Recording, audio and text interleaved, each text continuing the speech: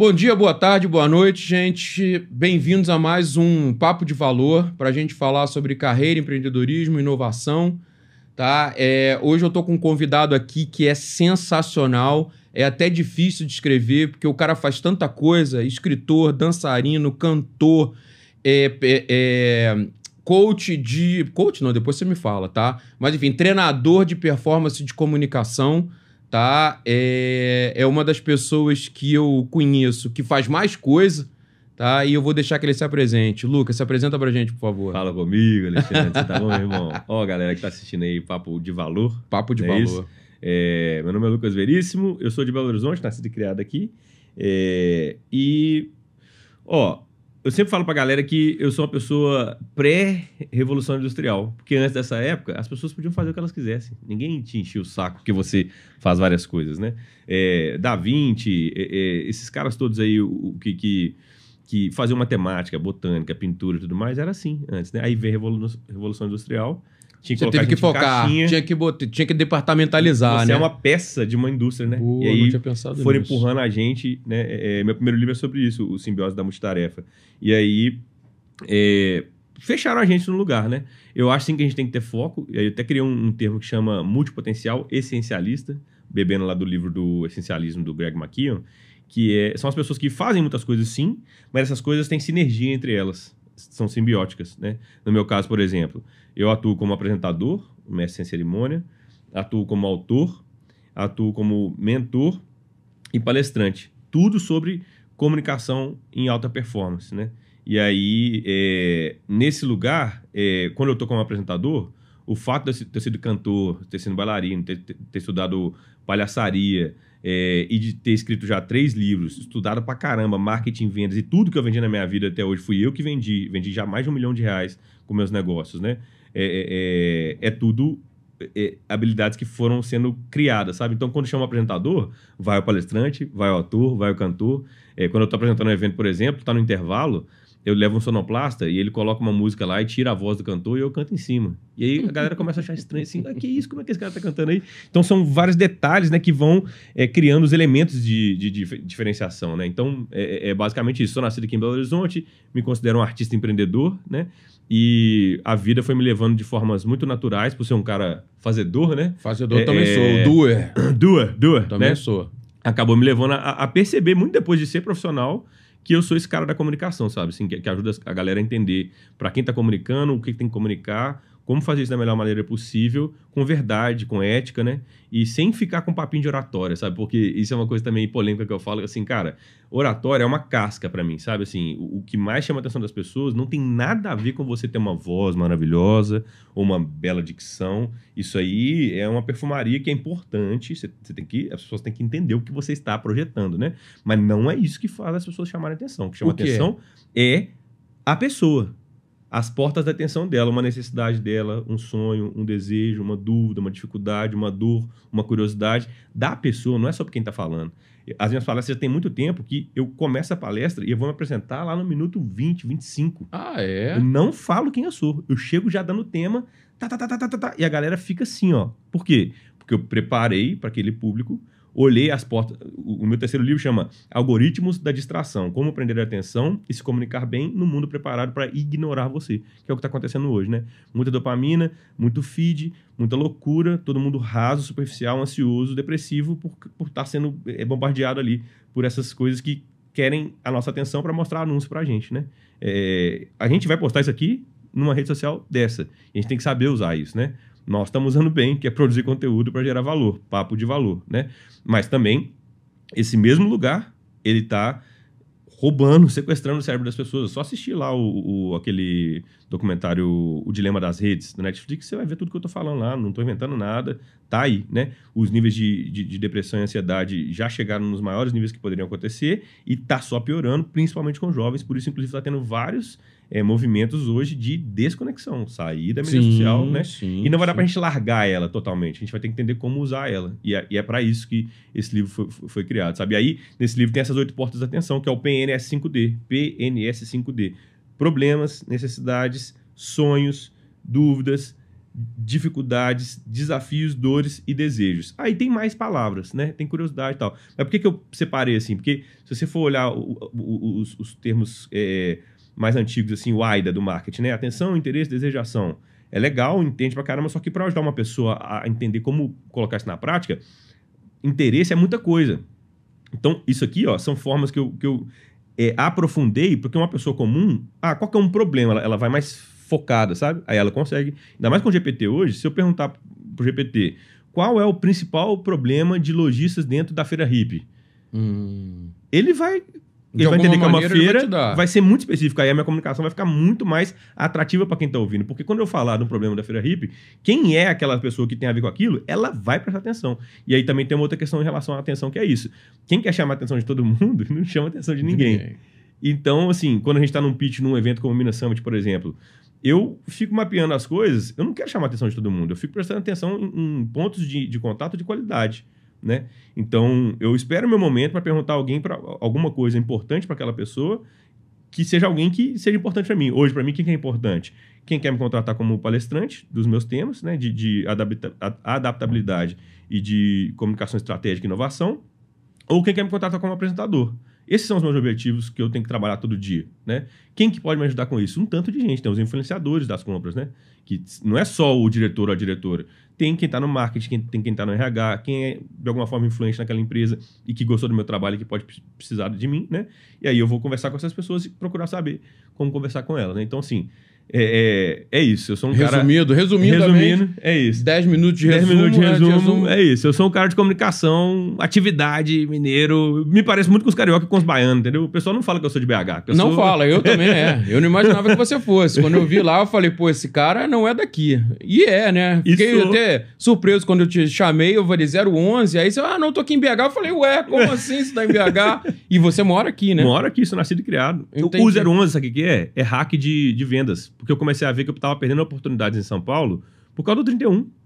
Os caras, quando estão vivendo lá, às vezes eles não querem pagar estadia e passagem. E deslocamento. Quando tá no 011, cai lá no meu Google, conversa comigo, eu converso com o cara, e se ele não perguntar, eu não falo. Não fala, isso às vezes fecha, eu pego o avião aqui, chego vai lá e faz o negócio e volta. Tudo certo, ficou legal pra mim assim.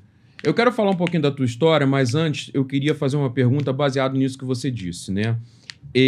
Perfeito, concordo com tudo isso que você falou, né? Você precisa estudar seu público para que você consiga se comunicar de maneira mais efetiva, para que você seja mais atrativo, atraente para esse público. Mas e quando você não consegue? Não consegue estudar? Pois é, aí, então, vou revelar um negócio que tá lá no livro que é só para quem vai comprar ainda, né? Mas nem lançou ainda, né? Mas é porque é o seguinte, então, tem essas 8 portas que eu falei, mas tem uma que é muito séria, a gente precisa ter muito ética para trabalhar com ela, que é a frustração.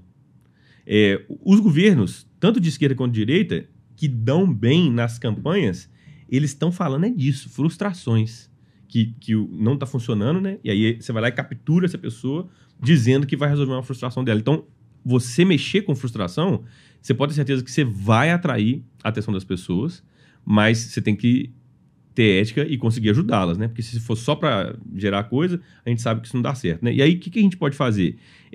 Frustração é um negócio que é muito próprio do ser humano, né? Então, se você não tem noção de nada, você está num evento de inovação, e aí a pessoa com quem você vai falar ali, por exemplo, ela é um diretor, ela é middle management, está ali como gerente, ou ela é CLT que está ali naquele lugar de executor, assim, né? Isso dá pra gente saber, que está no crachá ali, né? Sempre, você pode se preparar antes de uma forma meio genérica, que esses 3 públicos, eles têm sempre uma frustração que se você conversar, ela vai chegar. Um C-level, por exemplo, fala assim, cara, como é que tá a rotatividade da galera aí, bicho? Todo C-level tá com esse problema, porque você prepara a pessoa, quando ela tá boa, vem alguém no mercado com mais dinheiro que você e não acontece isso? Então tem problemas que, mesmo que não vai pegar a pessoa de uma vez, elas estão num campo... muito comum, tá sempre comum. E ele pode ser um iniciador de conversa. Aí, na resposta da pessoa, aí ali você tá estudando, né? Se você for sagaz, né? Com o que ele tá falando ali. Aí você já tá prestando atenção ali, em tudo. Você consegue, né, sacar ali... Se então pegou ou não, se foi no... Se pegou ou não pegou. E é Perfeito. muito fácil de ver para quem tem atenção, né? Entendi. Como é que tá o corpo? Como é que tá o celular? Tá virado para você, não tá? Eu nem quero entrar nesse lugar, porque isso não é uma matéria, isso não é ciência, né? Mas você pode coletar uma série de informações que você está acostumado, porque você nasceu assim, você está no mundo, né? Você dá para ver quem está prestando atenção em você e quem não está. E quando não está, é só você perguntar, né? Tipo assim, cara, quer atender o telefone, quer responder essa mensagem, você deixa até a pessoa sem graça. Não, tá bom, não, vou guardar. Tá bom, não, deixa aqui. Aí a pessoa volta, né? E sem ser você mal educado, né? Você só fez uma pergunta, né? Então, acho que é prestar atenção nisso, assim, sabe? Assim, sacar o ambiente que você tá e tentar encontrar alguma coisa que vai catar todo mundo, assim, porque sempre tem algo que vai pegar a maior parte, sabe? Entendi. Aí depois você parte pro seu lugar. Não dá pra gente chegar assim, eu sou Lucas Veríssimo, já foi. Mesmo? Já Tchau, foi embora. riscou. Isso quem tá ensinando pra gente muito é a mídia social, né? Os conteúdos, pode ver, Reels. Ninguém se apresenta num Reels. Um Reels viralizado, um Reel que tá grande, não é com alguém falando o nome dela. É sempre um troço, alguém com um chapéu, um negócio, o tal. gancho lá, o tal do gancho agora virou moda. O nome tá no link lá, pô. Na carinha lá tá lá o nome da pessoa, pra quiser falar seu nome, né? Sim. Então, é muito parecido. Você tem pouquíssimo tempo mesmo pra chamar a atenção das pessoas. E aí a preparação, às vezes, não é pra aquele evento ou pra aquele lugar que você tá indo. A preparação é de vida. Qual é o seu campo de atuação? Qual que é o seu métier, né? Você tem que saber do seu métier. Você tem que saber o relatório que saiu de marketing, se você é de marketing. Você tem que saber o relatório de eventos, se você é de eventos. Tem que estar antenado nisso. Você tem que saber. Tarifaço Trump vai rolar o quê? O que vai acontecer? Ontem eu estava no BDMG apresentando um evento. E aí os caras fizeram um negócio para equilibrar o IOF. Eu sou apresentador e sei disso. A maioria das pessoas, às vezes, não está com tempo, ou energia, ou com vontade de estudar isso. Eu tô. Entendi. Então, quando o cara lança isso, eu sei que ele está falando rápido, sabe? Isso não é para apresentador, porque uma coisa que a galera tem que sacar é que hoje, com as mídias sociais, todo mundo é comunicador, quer queira ou não. Exato. Então a gente tem que se ligar nisso, né? É por aí. Respondi, né? Respondeu. É isso aí. Perfeito. Então, resumindo, você tem que buscar temas comuns para um público para que você pegue a atenção dele. Isso. Um tema foda frustração. A frustração. Você pode ali tinha pensado nisso. Bacana. Exatamente. Porque o tema é muito aberto, né? Sim. Aí você pode virar meio acadêmico. A academia é importante, mas num segundo momento, né? A academia é para dar sustentação, né? Entendi. Mas para chamar atenção, não. Não. Título acadêmico é horrível para chamar atenção. Eu tava no Hacktown agora, todo título de gente foda no Hacktown que soa acadêmico, as pessoas não vão. Não vai, porque a oferta é muito grande. Pós-doutorado, não sei o quê. O cara lá não quer nem saber do cara. É porque não tá dizendo sobre ele. Entendi. Agora, quando você faz um título que fala sobre quem tá lendo... Olha o título da minha palestra que entupiu. Cabia 150 pessoas no lugar que eu tava, entrou 330 e as outras 100 o bombeiro mandou embora porque ficou sem segurança. Vai dar merda. Vai dar merda. Né? Mas por quê? Olha esse título, cara. Algoritmos da distração. Já é... Pô, nossa, que é isso? Nossa. Como prender a atenção, todo mundo quer isso. Isso. E se comunicar bem, todo mundo quer isso. Em um mundo programado pra ignorar você. Olha como é que você é filho da puta. Nossa. Você foi no fígado, me ignorando. Né? Foi no fígado, né? Mas isso tá acontecendo, por isso que a galera vai. Entendi. Tá doendo em todo mundo isso. Não, bacana, né? Bacana. Nunca tinha pensado nisso. E aí, você pode, sempre que você for numa situação comunicacional, sacar o público, trocar uma ideia com o GPT, com o DeepSeek, se você quiser aí, e falar, esse público aqui, como é que eu caso o meu tema com uma coisa que é muito importante para essas pessoas, sabe? Ele vai te dar uns títulos muito merda, mas 20 títulos, alguns, você fala assim, não, isso aqui eu não pego mesmo. Aqui, Vou pegar verdade. Isso aqui, pinça lá. Coloca. Aí, meu amigo, aí o seu doutorado vai encontrar um espaço para ser entregue. Vai encontrar um espaço. Mas antes disso, a gente tem que pensar... No lá ao invés do daqui, né? E isso não é invenção, isso é ciência biológica, neurociência. Sim. Exatamente, é como o cérebro trabalha. Não adianta. O cérebro, né, ele tá muito mais interessado nos problemas dele do que nas suas qualidades, nas suas qualificações. Isso é ciência. Vamos lá, pegando a tua história, né? Você, como você falou, bailarino, dançarino, em que momento que você entendeu que você conseguiria linkar essa tua atividade de arte com a neuropsicologia? Eu não vou nem dizer psicologia, né? Mas com a neurociência, né? Ou com a comunicação. Como é que você descobriu que dançando, né, fazendo outras coisas, você conseguiria ser um comunicador ao ponto de treinar pessoas a serem bons comunicadores? Cara, isso foi muito louco, foi invertido. Eu me tornei comunicador através da arte. Foi? Eu fazia educação física na FMG, trabalhava numa companhia de dança que me levou para a Europa, Estados Unidos, aprendi um tanto de coisa e tal. Só que olha os desafios que eu tinha como professor de dança. Eu tinha que pegar você, sua esposa, que estão prestes a casar e fazer uma coreografia para você. E aí, sem ser avisado, eu descobri que nessas aulas é onde dava mais problema, porque essas pessoas, elas estão morando em casas separadas, trabalhando 8, 10 horas por dia e resolvendo uma pica que é produzir um casamento. 40 fornecedores e dinheiro saindo pelo ralo. Jorrando. O momento que elas têm para estar junto, às vezes emergem na aula de dança todos os problemas que elas estão enfrentando e não estão tendo tempo de conversar ou não estão conseguindo conversar. Aí eu fui confrontado com isso sem saber disso.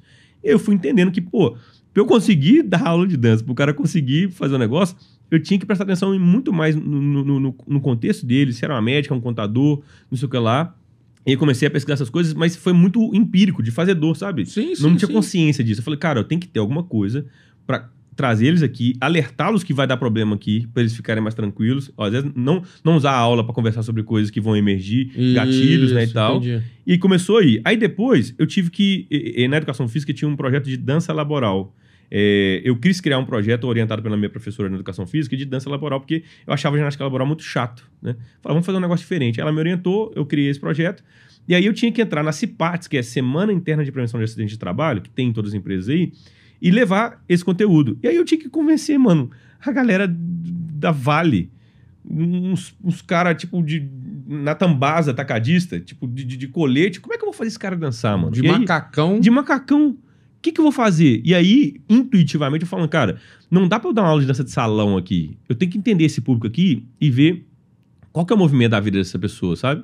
Aí eu vi, pô, tem funk, tem samba. Eu fui numa empresa de tecnologia muito caxiona, assim, que eu saquei pelo roupa da galera, que era meio rock. E aí eu puxei mais pra esse lugar. Tudo isso intuitivamente. Então, qual era o desafio comunicacional meu? Levar a dança para pessoas que muitas vezes não estão nem afim disso. Então é um desafio muito difícil, cara. Você convencer alguém a dançar. E aí, para mim, não é convencimento. Intuitivamente, eu já estava ligado nisso. O que faz uma pessoa se mover são os desejos dela, não é porque você mandou. Então você tem que conversar sobre uma coisa que é importante para ela. E aí eu fui fazendo isso, e aí aconteceu uma série de coisas na minha vida. Eu entrei muito para um ambiente de inovação de Belo Horizonte por causa da dança laboral, que virou um lab dance. Virou lab dance depois que eu fiz um projeto de empreendedorismo com uma empresa chamada Design Thinkers Group, que é bem ativa, que inclusive fica nesse prédio aqui. Olha só. E aí eles tinham um negócio chamado Business Jam, que pegava... Jam é Jazz After Midnight, que é improviso de música, né? Mas eles colocaram isso com negócios. Então, chamava vários negócios diferentes para aplicar design thinking e ajudar essas pessoas a crescerem seus negócios, né? E aí eu fiz isso em 2014. E aí o que era dança laboral virou lab dance, e o lab dance começou a ser aplicado num monte de eventos. Esse negócio funcionou por 1 ano e meio, 2, mas não conseguia ter receita, porque eu não tinha a manha de vendas, de marketing, de produto, de oferta, né? Só que aí eu enterrei esse negócio e nasceu o apresentador. Porque de tanto fazer lab dance em alguns eventos, o pessoal começou a pedir para eu ser o apresentador. E por vergonha e medo de não conseguir ser formal, eu falei, pode ser mestre sem cerimônia? Assim, sem querer. E aí a galera, claro, pode ser. Isso hoje é minha marca registrada no INPI, né? Eu marquei, e eu tenho esse trabalho, tá? Você me conheceu como apresentador. Disso, né? Como mestre sem cerimônia do Minas Summit. Então a resposta é, toda a minha trajetória de repertório artístico e o meu jeito de fazer, de querer levar as coisas para um lugar diferente, me forçaram a desenvolver habilidades comunicacionais que eu nem sei dar nome para elas, para ser sincero. Uma das coisas de escrever esse livro, Algoritmo de Registração, é tentar ajudar as pessoas também com coisas que eu fui fazendo intuitivamente, né? Mas aí, pô, isso nós estamos falando de 2014, né? Tem 11 anos. Então, de lá para cá, eu estudei demais marketing, vendas, comunicação, copywriting, uma série de coisas. Já escrevi 2 livros, esse é o 3º, né? Então, eu amadureci muito comunicacionalmente, né? E aí, o que me ensinou a ser comunicador foi o desejo de levar a arte e dança para as pessoas, e isso culminou em me tornar apresentador. E a última coisa dessa resposta é, eu sou um cara que realmente tem muita curiosidade. Então, eu não saí da arte. Eu só fui para um lugar que eu me senti mais feliz por estar fazendo uma coisa que ninguém está fazendo, num lugar diferente, de muita absorção. Pô, eu apresento evento de café, apresento de inovação, apresento de blockchain, evento de banco. São universos completos de saúde, universos muito diferentes que eu estou como apresentador, sabe? Então, eu assisti muitas palestras, eu tenho muito repertório de estar ali vendo isso 10 anos, né? Então, isso é uma coisa que me move muito, sabe? A possibilidade de estar em lugares aprendendo e, porra, recebendo para trabalhar. Eu entendo isso, que como apresentador, eu recebo para estudar, né, prestando atenção nas palestras, né? Então, foi isso. Esse desejo de levar as coisas diferentes da música, da dança, da arte para ambientes onde eles não chegavam, acabou me tornando esse comunicador que eu sou hoje. E você é professor de educação física? Não fui. Eu fui até o quinto período. Entendi. Bom, então vamos lá. Cronologicamente, você começou como professor, quer dizer, estudando educação física, Isso. entendeu que tinha essa questão lá da dança, você se formou em dança, imagino que sim. Sim. Sim, né? Aí você fez esse lab dance. Isso. E aí desse lab dance você virou apresentador. E de lá pra cá é só apresentador, quer dizer, só apresentador não. Veio na linha, na carreira de comunicação / apresentação, é isso? É mais ou menos isso, porque para multipotencial essas perguntas nunca funcionam, porque eu sempre estou fazendo várias coisas. Explica o multipotencial, por favor. Multipotencial são pessoas, né, que conseguem fazer mais de uma coisa ao mesmo tempo. Olha o que chegou aqui. Olha aí, meu irmão. Esse aqui é seu, viu? Isso, não. Eu vou querer aí, o autógrafo. Eu vou querer o autógrafo. Bacana demais, cara. A gente fala disso daqui a pouco, né? Vamos falar dele, dele. E é louco isso, porque assim, a gente tem que voltar para trás para entender o seguinte. Eu nunca me submeti à pressão social de ser uma coisa só.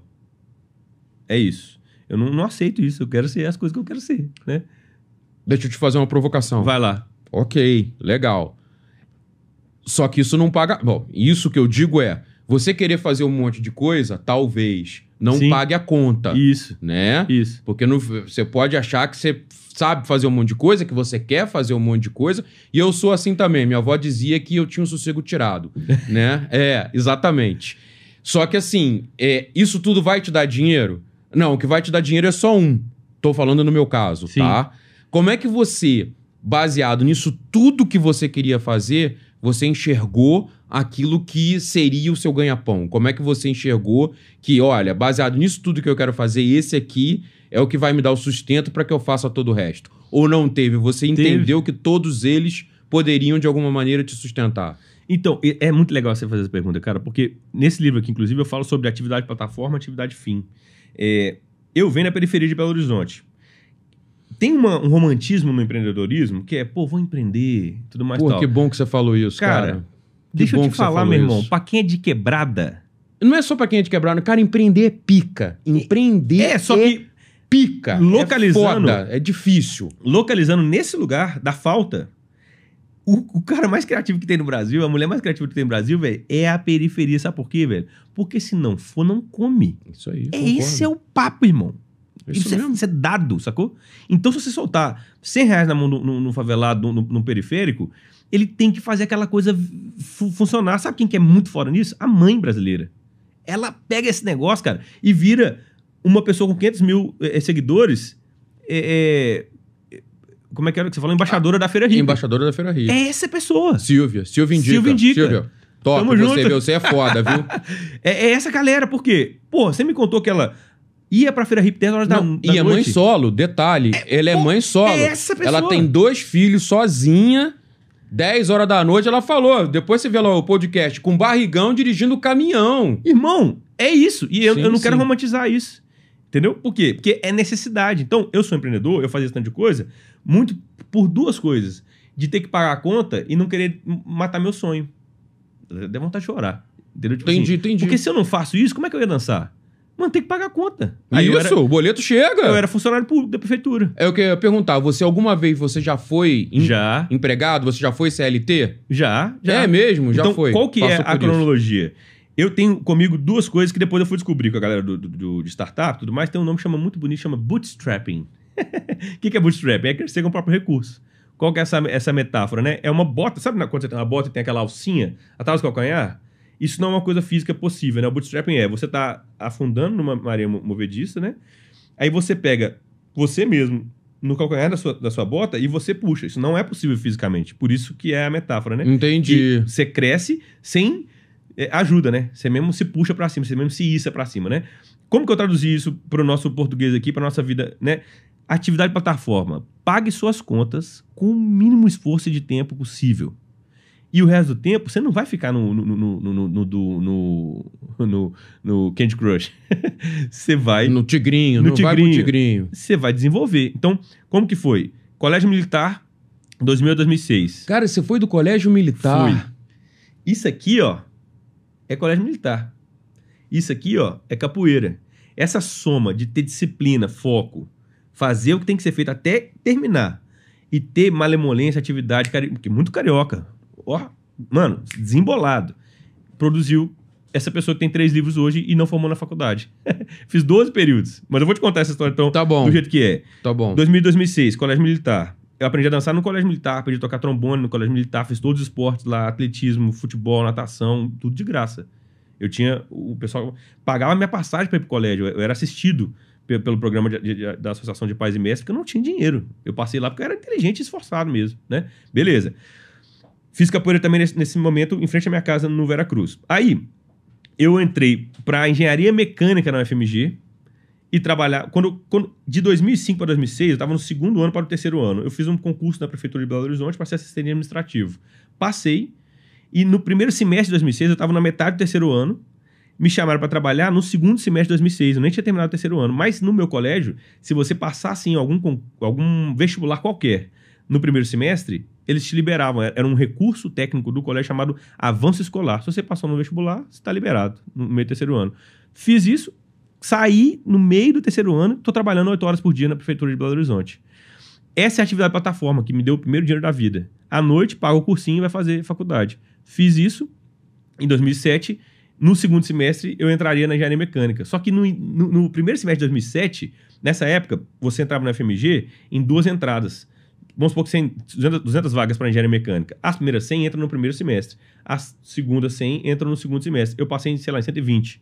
Aí eu era pro 2º semestre. Então eu tive, na minha vida, um período que era ter dinheiro, porque eu trabalhava de dia na prefeitura, e à noite eu estava livre. Aí eu fui ser voluntário de professor de matemática no Alto Veracruz, Taquaril, lá perto de casa, lá para dar aula pra galera para fazer vestibular. Entrei pra dança ainda mais forte, como dança de salão, dançando. Cantava num coral, era maluco, cara, fazia um tanto de coisa, sacou? Bom pra caramba, assim. Aí, 2º semestre, entrei pra engenharia mecânica, achei horrível. Nada a ver, mano. Nada a ver. Já inscrevi. Pisou e falou, não tem nada a ver comigo. Nada a ver comigo. Já inscrevi no vestibular pra educação física, nesse negócio, passei de novo, fiz uma nota boa, porque dava pra passar em medicina nessa época aí. Aí, eu reduzi, tinha esse recurso lá, reduzi pra 6 horas, abri uma escola de dança, e aí a minha vida em 2008, 2009 era escola de dança, educação física na FMG e aulas particulares e de cantar. De matemática. Dança. Não, aí, aulas particulares de dança. O projeto lá ficou só no primeiro semestre de 2007 mesmo, né? Entendi. Aí isso foi acontecendo, eu entrei numa companhia de dança chamada Mimulus, que, pô, os caras viajam tipo o Grupo Corpo, que é muito famoso aqui. Sim, conheço. Eu fui conheço a dona, a Cassi. É mesmo? Conheço, que legal, cara. Estudei legal. com ela lá na PUC. Que massa, velho. Aí, ó, tá vendo? E aí, essa companhia era muito foda, porque eu fui pra França, pra Itália e pra Nova York recebendo como bailarino. Isso pra mim é uma coisa... Ter nascido onde eu nasci e ir pra esse lugar é uma coisa completamente fora do... improvável, assim, né? E aí, nesse meio tempo, levou alguns anos ali, 2, 3 anos, a gente tá chegando agora em 2011, assim, né? Eu tive que tomar uma decisão de atleta, porque quem é bailarino em alta performance que faz isso é um atleta. E isso tem uma finitude física, biológica. Isso fez eu sair da educação física, porque começou a viajar demais com a companhia. Com a companhia. E aí, quando deu 2006 a 2010, né? Isso já não falando 2010 a 2011. Eu pedi na prefeitura, quando você encerra o estágio probatório, você pode pedir licença sem vencimento para tratar de assuntos particulares. Que é trancar o trabalho, não receber, mas o trabalho é seu por 2 anos. Fiz isso, fui pra dança, aumentei meu número de aulas particulares, tô lá viajando, fazendo as coisas e tal. E aí, nesse processo, quando eu voltei de Nova York, o Sesc me chamou para ser instrutor de dança. Aí eu saí da prefeitura e fiquei 2012 a 2014 no Sesc e trabalhando com essa galera da companhia, saí fora. Só que nesse processo, lembra 2014? Eu estava também desenvolvendo, por causa da educação física, o projeto de dança laboral. E aí ele foi avançando. Eu fui sair da educação física. Em 2014, eu fazia uma aula de dança com um africano muito foda, assim, e aí pensei em umas coisas, eu falei, cara, não vou fazer arte mais na educação física, não, vou sair fora disso aí, vou fazer um outro curso que é mais genérico, que vai me ajudar. Porque eu queria muito conquistar o pensamento do engenheiro. E aí eu fiz 4 períodos de engenharia de produção na UNA, de 2014 a 2016. E nesse período, eu conheci o ecossistema de Belo Horizonte, que na primeira semana de aula da UNA em 2014, teve uma coisa muito legal, que é um impacto legal aqui de Minas Gerais. Tem um negócio que chama CID nessa época, que era o governo investindo em várias startups do Brasil e da América Latina. E aí, ele dava um dinheiro para essas startups, dava escritório, dava formação, um tanto de coisa e tal. E uma das contrapartidas era os fundadores irem nas IES, que é as instituições de ensino, tanto fundamental como de ensino superior, ensino médio, para dar palestra e falar sobre o CID, falar sobre a sua empresa. E primeira semana, cara, na engenharia de produção, tava essa galera lá. Por causa dessa galera, eu descobri o Business Jam que eu te falei. Fiz um Business Jam em 2014. O que era dança laboral virou Lab Dance. E aí eu rodei 2015, 2016, fazendo Lab Dance nos lugares todos. Eu dava aula de particular de dança nessa época. Mas o que sustentava era a aula... Então... Porque você não recebia lá da prefeitura. Lá do Lab Dance. E nem do Lab Dance. Você não recebia de nenhum lugar. Isso. O que sustentou foi aula particular. Que é atividade plataforma, atividade fim. Atividade plataforma de 2006 a 2010 era a prefeitura sustentando a minha evolução na dança. Perfeito. Isso nunca é bastão, assim, né? Passa, acabou, né? Acabou. Elas você tá sempre ali... E aí, entrelaçadas. quando eu comecei a ganhar com a aula particular, o que eu ganhava na prefeitura, eu fui pedir a licença. E aí, a dança começou a ganhar mais dinheiro. E eu comecei a ser DJ também, ganhei mais dinheiro e tal, fiquei mais power. Você ainda é DJ Era também? DJ. A gente vai cavucando, vai aparecer mais coisas aí, vai aparecer mais coisas. E eu esqueço, que você já tem tantos anos, né? Mas e é tudo incidental, cara, de fazer dor, porque eu era professor de dança, e eu vou te contar essa história então, né? Maluquice. Porque eu tava lá criando, por muito tempo, eu criei coreografias para casais que vão se casar, né? E aí, um deles, em 2012, pensa, um casamento que só tem DJ, não tem banda. 6 horas de trabalho. O casamento começa 20 horas. E aqueles casamentos que acontecem no próprio lugar, né? Tudo ali no mesmo lugar, não tem igreja e tal. Sim. 20 horas. 16 horas, o DJ fala assim, não vai dar pra eu ir, não. A mulher, desesperada, começou a ligar pra todo mundo, ligou, Lucas, eu tô muito perdida porque meu casamento é daqui a pouco e o DJ não vai, eu não sei o que eu faço, cara. Cacete. Ela tinha sorte que um dos 2 meses eu toquei pela primeira vez de DJ numa gafieira, que é um negócio muito específico de dança de salão, né? De dança de salão. Porque eu gostava, achava legal e tal. E, pô, eu como bailarino, professor, eu mesmo colocar as músicas, eu dominava o jogo todo, né? Porque eu sabia o que eu queria criar com aquela festa, né? Eu fiz muita festa, cara, muita festa. Produtor de evento, pra quê? Quem é professor de dança mesmo, assim, no Brasil, dança de salão, sempre vai se tornar um produtor de eventos. Ele tem que fazer o baile pra galera, ele tem que fazer um ecossistema para que aqueles alunos não só aprendam, mas pratiquem, né? E não só pratiquem, mas também criem o convívio, né? O professor de dança no Brasil, a professora de dança no Brasil, na verdade, é um gestor de comunidade. Eles não sabem disso. Com esse nome, porque isso é coisa aqui na nossa empreendedor, né?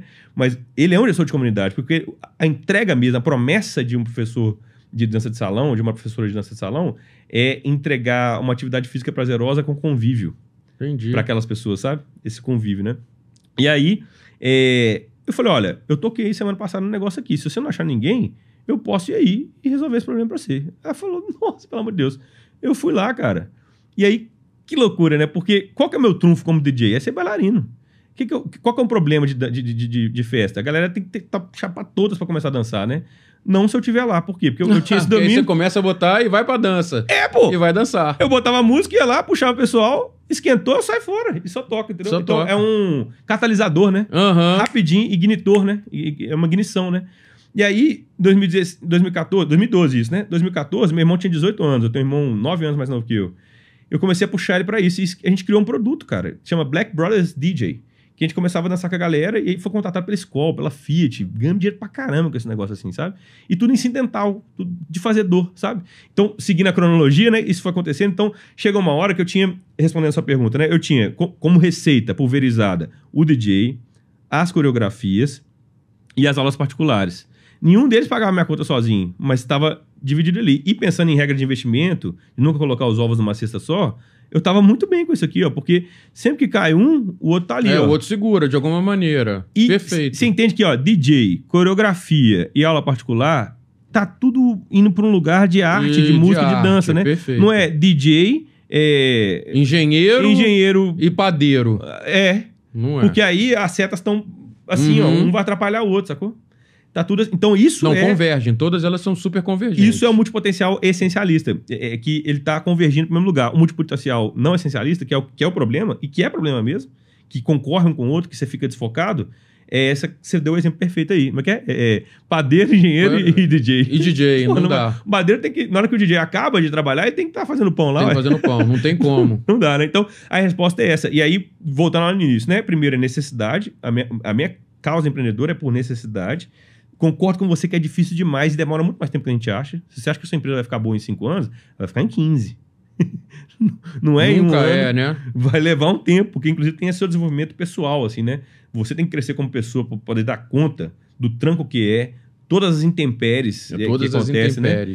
No processo, você tem que estar firme para isso, né? E nesse processo, você pensou em algum momento em tipo, não, eu vou ser o coreógrafo ou produtor de eventos da Vale.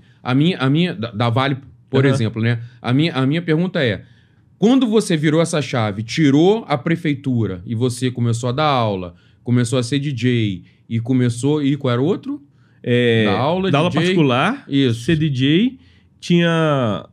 E tinha o outro, gente. Coreógrafo de casamento, que é muito específico. E o coreógrafo, né? Exatamente. Então você estava nessas três. Você falou, não, eu vou ser empregado de algum lugar, ou nesse momento você falou, não, a minha vida vai ser como empreendedor? Não, a minha vida começou a ser empreendedor mesmo em 2014. Depois 2014? Que eu fiz isso aí, depois que eu fiz isso tudo que estava acontecendo, eu saquei que nunca mais eu ia querer trabalhar. Ali você entendeu? Entendi demais. Porque pro meu perfil, né, muita gente se sente muito inseguro de não saber quanto dinheiro vai ganhar daqui 2 meses ou 3 meses, né? Isso. E aí também, hoje eu reflito isso até na terapia, que assim, vindo de onde eu venho, com as faltas que tinha, esse tipo de sentimento sempre me acompanhou, então ele é comum pra mim. Eu não tenho tanto medo assim, sabe? Você tem filhos? Ele vai nascer agora. Minha esposa tá com 37 semanas e 6 dias. Então daqui a pouco tá aí saindo. Então assim, talvez isso mude, tá? Então, mas porque ela é uma CLT. boca pra alimentar. Ela é CLT, entendeu? E aí dá essa... Você chegou no ponto. E hoje, nós chegamos em 2025. O Lucas de hoje tá um pouco diferente disso. Por quê? Porque eu tenho uma carreira consolidada como apresentador, né? Eu tenho 3 livros, eu tenho uma carreira de palestrante, e mesmo sendo empreendedor, eu tô casado com uma pessoa e a gente tem um núcleo financeiro, né? E aí eu faço as gorduras de dinheiro, né? Que vão comprar coisas, que vão dar... Sabe, aquelas grandes volumes, né? E ela é responsável pelo básico, né? E aí nós dois juntos somos invencíveis, sacou? Porque ela tem a previsibilidade e eu tenho os picos de receita, né? E a gente vai funcionando ali. Nós temos esse time financeiro aí, entendeu? Fantástico. Que aí... Você chegou no melhor dos mundos. Você chegou no melhor dos mundos. Os dois CLT é foda. Só vão ficar ali o resto da vida. Vão ficar ali o resto da vida. Os dois empreendedor, porra, maluquice também. Maluquice. Aí doideira. Vocês vão pirar. Né? E aí, quando é os dois assim, porra, aí a gente tá tranquilo. Você tá no nirvana financeiro. Casem, gente, casem. Você tá no nirvana. Casem desde que você consiga esse modelo. Desse modelo. Porque os outros modelos são complicados. Exatamente. Trazendo um pouco para essa questão da comunicação, né? Então você entendeu que você seria apresentador, perfeito, de apresentador que você faz muito bem, você entendeu que você poderia ensinar isso. Tá? Aí a minha pergunta vai, no momento em que você entendeu que você poderia ensinar isso e que você faz muito bem, né? Qual é o teu público-alvo para que você consiga ensinar isso para essas pessoas? Deixa eu melhorar ainda a minha pergunta. Né? A gente estava ali conversando ali fora sobre isso, né? Você pega um gago e você ajuda ele a falar, você tem as suas técnicas, etc, né? Mas o teu público ele é mais direcionado para quem quer de fato fazer uma comunicação efetiva. Você não tem medo, e aí baseado na minha experiência, tá? De virar a chave do cara que quer ser um bom comunicador, que quer ensinar a pessoa a ser um bom comunicador para um charlatão? Não estou dizendo que você legal. Deixa eu te falar por que isso. É muito importante essa pergunta. Exatamente. Por quê? Né, eu estava vendo alguns episódios lá do Flávio Augusto, eles falam muito sobre o vendedor, né, que todo mundo é vendedor e não sei o que e tarará. Mas eu conheço pessoas, e com exceção de uma, tá? Todos os vendedores com quem eu tive que lidar pareciam charlatões. Todos, né? Com exceção de um que você via que ele tinha uma autenticidade na preocupação com a sua necessidade. Agora, todos os outros não. Mas todos eles são excelentes comunicadores. Cara, se você trouxer o cara aqui, pô, ele vai falar, não, bicho, é assim, vai te vender, entendeu? Então, assim, qual que é, na sua visão,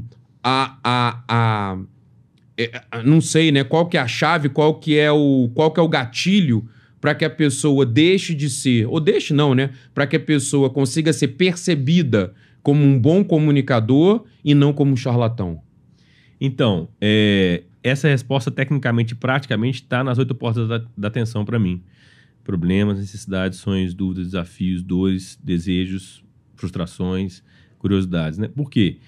Porque o vendedor realmente interessado, ele teve que fazer um serviço de trabalho de casa, cara. Teve que estudar muito, sabe? Faz sentido. Ele tem que saber com quem que ele está falando, sabe? Concordo. Ele tem que perguntar e tem que ouvir, sabe? Inclusive, o jeito melhor que eu gosto de vender, que é difícil, porque você tem que conversar com a pessoa, você tem que ter o tempo dela, né? É de um livro que chama Winning Without Pitching, que não é uma conversa de vendas, é uma conversa que um especialista, ele vai conversar com você e vai te perguntar, beleza, Alexandre, você precisa de um site para sua empresa, né? Mas por quê? Aí você vai falar, é porque está vendendo pouco, é porque eu estou precisando de ter uma institucionalidade para poder, quando eu ganhar a licitação, o cara entrar no meu site e ver que eu tenho condição de entregar, tá vendo? Ó, duas coisas completamente diferentes, né? Então você vai me contar por que você quer um site, porque a gente pode chegar na conclusão de que você não precisa de um site. Não precisa, perfeito. Esse cara que é autêntico aí, ele pode falar assim, opa, não é comigo não. Você não precisa de site. Então, vou te indicar aqui, ó. Porra! Dá vontade de comprar do cara. Porque ele não quer te vender, porque ele sabe que o que ele vende não é o que você precisa. Esse é o, foda demais esse vendedor, né? E cansei de demitir cliente assim, ou de falar, não é comigo. É com a fulana aqui, é com fulano aqui, né? Então, eu acho que, primeiro, não dá pra garantir como professor isso, que isso é da pessoa, né? Mas se ela me segue e tá comigo, ela vai acabar sendo esse tipo de gente também.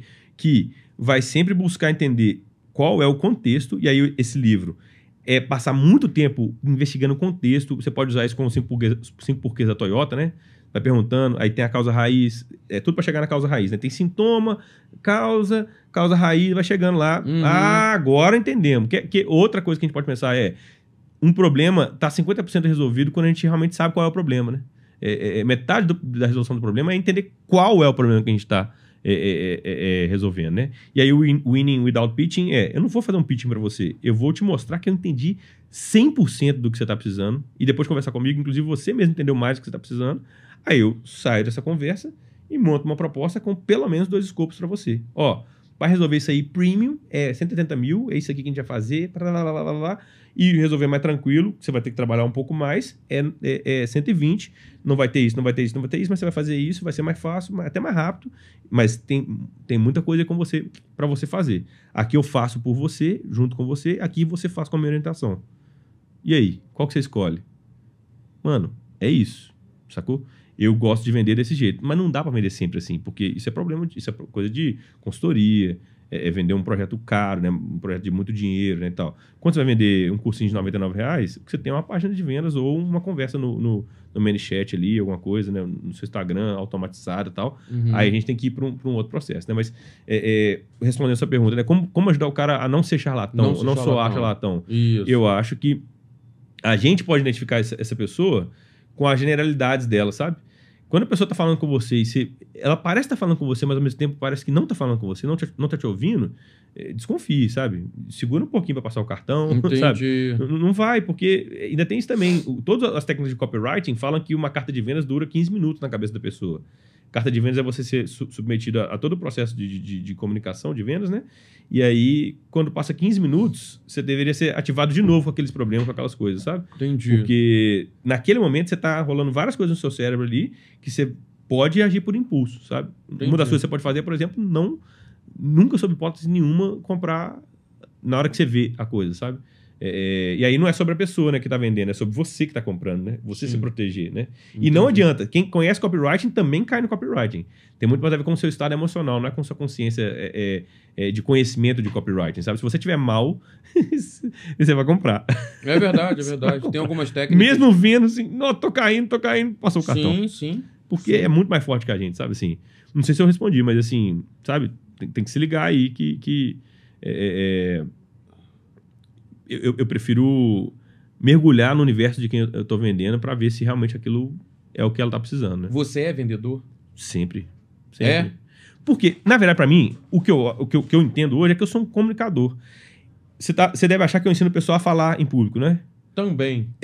Só que isso é um pedaço do que eu ensino, porque, na verdade, o que eu ensino pra galera é ter alta performance de comunicação na vida inteira. Por quê? Se você for pensar, tudo é interação. Então, a comunicação, ela tá em todos os momentos que você não tá sozinho. Então, eu preciso saber comunicar para quem não me conhece. Eu preciso saber comunicar quando a pessoa está comprando de mim. Eu preciso saber comunicar depois que ela comprou de mim. Tudo isso, para mim, eu entendo como comunicação. Por isso que o mote desse livro aqui é: não é possível resolver problemas sistêmicos com ações pontuais. Para mim, aprender a oratória é importante, mas é uma ação pontual. O que adianta você falar bonito, falar articulado com um bom português, se você não sabe nada de processo de vendas, de contexto, de estrutura de discurso? Estrutura de discurso é diferente de oratória. É outra coisa. Então, eu prefiro muito mais me debruçar sobre o universo da pessoa, inclusive o pessoal, porque também não adianta você saber todas as técnicas de copywriting e, pô, você tá estressado porque a sua mãe tá em câncer terminal. A gente tem que entender esse sistema, sabe? Uma pessoa que tá com um processo familiar muito dolorido, ela não vai performar. E não é porque ela não sabe. Sim, pode ser. Sim, mas pode ser porque naquele momento ela tá fodida. Você tem filho. Liga pra você agora, quebrou o braço aqui agora. Você não consegue ficar nessa entrevista. Vou sair correndo. Você não consegue, cara. Não, de jeito nenhum. Então a gente tem que analisar esses sistemas, entendeu? Entendi. Então, o que eu ensino pra galera é como comunicar seu preço, como fazer uma proposta de venda, como entender quem quer as 3 identidades em relação ao seu negócio, que é você, quem é seu negócio, o que você representa, quem é você, quem é seu cliente, o seu negócio, né? O seu negócio, ele tem uma identidade, como se fosse uma pessoa.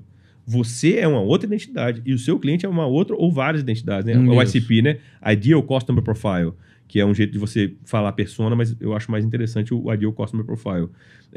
Que cada negócio pode ter ali 2, 3, não é bom ter milhões não, né?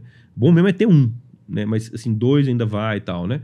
E aí você tem que entender quem é você, quem é seu negócio, quem é esse ICP, e aí entendendo isso, você sabe como comunicar preço para ele, como fazer uma proposta comercial para ele, entender que oferta que mexe com ele, que conteúdo você vai postar na sua coisa ali para chamar a atenção dele com esses PNS 5D. Tá vendo? É sistema, cara. Não dá para eu ensinar só oratória. Isso é um pedaço, sim, né? É técnica. Existe e técnica muita para tudo. Combinada, sabe? Uhum. Por isso que essa coisa tá aí, sabe? Assim, do carvão diamante. Então, assim, deixa eu te fazer uma pergunta. Você entende que qualquer pessoa, mesmo o mais introvertido do mundo, ele consegue ser um bom comunicador? Sem dúvida, cara. Sem dúvida. Então, você consegue ensinar comunicação para qualquer pessoa? Sim, inclusive tem uma referência muito foda disso, que ele chama Chris Do. Ele é um introvertido, que é uma referência para mim, é um cara dos Estados Unidos. Uhum. Ele é careca, assim, só anda de boné, com óculos, nerd pra caramba e tal, e ele fala especificamente disso, sabe, assim, porque, vamos lá, o que dá medo nas pessoas de comunicarem, né? Tem um medo que é baixa frequência demais, que é vergonha, né? Por que baixa frequência? O que você quer dizer com baixa frequência? Frequência pode levar para um lugar meio esotérico, mas é lugar de moral mesmo, intelectual mesmo, como você se sente, né? Entendi. A pessoa com medo, um cachorro com medo, rabo entre as pernas, né? Ser prostrado. Entendi. Sacou? A vergonha, ela te leva para esse lugar aqui, né? Não é para esse lugar que a gente tá aqui. Entendi. Relaxado aqui, tranquilo. E aí tem essas coisas, né? Tipo assim, como é que eu faço para ser confiante, né? Primeiro, terapia. Você tem que saber quem que você é. Segundo, se você quiser ir mais forte ainda, mais louco, mais diferente, faz clown, palhaçaria. Por quê? Porque o trabalho do palhaço é identificar suas deficiências e rir delas. Mas é você que vai rir, não é os outros que vão rir de você. Entendi. E se você já ri das suas deficiências, elas se tornam potência. Tem outro jeito de trabalhar isso também que chama Brené Brown, aquela coisa lá da vulnerabilidade, sabe? A coragem de ser imperfeito. É pegar suas imperfeições e trabalhar com elas antes das pessoas trabalharem. E aí você fica num lugar que não tem como dar errado. Se você mesmo reconhece onde você tem deficiências, onde você é feio, onde você é esquisito, e você usa isso a seu favor, como é que vão te derrubar? Não vão. Não tem como, irmão. Não vão. Eu sou careca. Você já reparou que eu sou um comunicador que gagueja? Não. Por quê? Não é gaguejar como os gagos fazem, mas é que eu tenho um entusiasmo tão bizarro. O pensamento Tá lá na É frente. tanta energia, cara, que tem uma hora que eu não consigo acompanhar com a minha dicção. Não Sim, adianta. sim. Só que aí o que acontece? Esse tipo de energia e vontade e o tema que eu tô falando com a pessoa deixa ela vidrada. Eu tenho várias fotos de palestra minha que tem 300 pessoas assim, ó. Uhum. E eu não sei se eu tô conseguindo ensinar isso, não. Sabe? Acho que isso eu tenho um conjunto de características que gera esse tipo de coisa. Tem que ter energia alta demais pra isso. Ontem eu terminei o evento, eu tava no chão. Porque eu sustentei um evento de 8 horas com 300 pessoas e a minha energia acaba. O pessoal deve achar que... O pessoal não sabe disso. Quando acaba um evento como o Minas Summit, eu tenho que ir pra cama. Pra cama, direto, né? Direto. Porque é muita... Você chegar num lugar que tem 1.700 pessoas e você performar 2 dias inteiros com qualidade, irmão, isso suga. Desgastante. É desgastante. Eu não pego mais evento, por exemplo, desse porte de 3 dias direto. Não pego mais. Entendi. Porque no terceiro dia, velho... Você já tá com a energia lá embaixo. Acaba, sacou? Ou aí eu tenho que conversar com a organização uma série de coisas que eu tenho que ter à minha disposição pra eu sustentar a energia, sabe? Assim, de um hotel muito foda, uma comida, uns negócios assim que eu tenho que acordar, quando é assim, eu tenho que malhar todos os 3 dias de manhã, sacou? Que aí você sustenta. Mas se tiver que pegar 1 hora de trânsito pra chegar lá e... No terceiro dia, a energia vai embora mesmo, assim, não tem como, sabe? E não é frescura, é porque é trampo, cara. É trampo. Um show de música bom é 2 horas. Eu fico no palco 10. É muita coisa, cara. Sustentar, sacou? É muita coisa, né? Então, eu me perdi um pouco, foi abrindo tanta coisa que a gente tá falando agora aqui mesmo. Era da comunicação com o... Nossa, agora eu também me perdi, gente. Nossa, mãe. Eu fui abrindo aqui, mas acontece, né? Eu comecei com o charlatanismo, né? Pra gente fugir disso, né? Isso. E aí depois eu te perguntei sobre o quê, gente? Eu te perguntei... Não, mas não tem problema não. Vamos lá. Vamos lá. Eu tava aqui conversando contigo sobre o... Eu acho que é um tema que o nosso público vai gostar bastante, que é a questão dos approaches, né? Como chegar. Como chegar, exatamente, né? Eu tava vendo aquele... podcast lá, o conselho lá do Flávio Augusto, e eles estavam falando sobre networking. E aí, como que você cria o seu networking? Quando você tem pessoas, né, que você não conhece, né? E o mote deles lá, né, o que foi mais falado é o que você precisa dar para você receber. Ou seja, você não vai conseguir nada de um cara ou de uma pessoa, né, se você não oferecer alguma coisa para ela. Até certo ponto eu concordo, né? Eu e você, a gente tem como trocar, né? Eu consigo pegar o teu livro, divulgar, consigo divulgar você nas minhas redes sociais, né? Você consegue me ajudar indicando clientes, etc. Então a gente consegue em um nível social, e eu vou colocar assim, no nível social e até intelectual, trocar. Mas vamos supor que eu vá aqui no Pátio Savassi e encontre o Flávio Augusto, encontre aquele Caio Carneiro e, né? Fale pro cara, e aí, meu camarada, vamos lá gravar um podcast? O que eu tenho que oferecer para esse cara, né? Como que eu monto o meu network? Como que eu planejo? Ou até como que eu me comunico com essa pessoa ao ponto de me tornar interessante para ela, para que ela faça parte do meu networking? Então, tem uma coisa que eu vou te responder isso aí pensando em marketing e vendas. Eu acho que um dos maiores erros de networking é querer vender no primeiro contato. E aí, vender pode entender que é uma nota fiscal, né? Dinheiro para lá, serviço para cá. Tá bom, uma troca ali. Uma troca ali. Uma troca financeira. Mas, por exemplo, eu quero que o cara vá no meu podcast. Para mim já é venda. Porque não tem dinheiro envolvido, mas, pô, tem uma transação importante aqui de troca de audiências, né? Já é uma coisa muito profunda. De tempo. Eu quero usar o tempo do cara. Eu quero usar o tempo do cara. E por que ele vai fazer isso com você? Eu não sei se tem como fazer isso. Então, eu prefiro pensar em network como marketing, como marca. Que é, vamos primeiro dar a mão, vamos pedir pra casar de uma vez, né? Entendi. Eu acho que o erro aí, pra mim, né, é achar que você tem que... Por exemplo, eu acho que o pitch elevator, ele dá esse problema nas pessoas. Você tem 15 segundos. 15 segundos para falar pro dono da Microsoft. Cara, porra, me ajuda aí, entendeu? Me ajuda aí, Essa situação nem acontece, velho. E assim, pra você estar no elevador com o presidente da Microsoft, tem que ter acontecido tanta coisa, sacou? Pra você estar no avião que foi pra esse lugar, você já tem gente ali diferente, sabe? Então, não é assim que a vida funciona. O cotidiano é muito mais tranquilo que isso aí, sabe? E aí é no cotidiano que a gente vai melhorando esses approaches, né? Então, assim, vamos pensar em marketing. Vamos pensar em... Você falou da frequência, mas assim, você já reparou, por exemplo, luva de pedreiro, sabe quem é? Sei. Cara, o que aquele cara tem a oferecer? As pessoas podem ser super preconceituosas a falar isso, né? Ah, não sei. Mas esse cara tem um comportamento, tem um jeito de funcionar que nem falando na língua, ele andou o mundo inteiro. O que esse cara tem, mano? Aí você pode pegar o Tony Robbins, aquele cara mais famoso lá. Conheço, o guru lá, o guru dos gurus. Ele tá falando uma coisa que a galera às vezes não consegue compreender, que é frequência. Mas como que faz essa frequência? Vou te dar um exemplo aqui. Fica 6 meses sem beber, malha, come só coisa boa, lê coisa boa, não fica falando de coisa ruim, mas sem negligenciar a realidade, né? Sua família pode ter um problema, você pode estar com um problema, vai na terapia e tal, mas assim, você vai trabalhar a moradia dos seus pensamentos, né? O que tá acontecendo aqui dentro? Legal. Mas sem ser positivo tóxico, porque isso é doença, inclusive. Positivo doente, né? Não tem nada a ver. Isso é negligenciar a realidade, outra coisa. Agora, assim, quando você pode escolher seu pensamento, que pensamento você está escolhendo? Né? Que você vai? Você vai escolher conteúdo de política, doideira, maluquice, ou você vai, buscar um conteúdo ali que vai te fazer crescer? Ah, é política? Então vamos ver em conteúdo de política.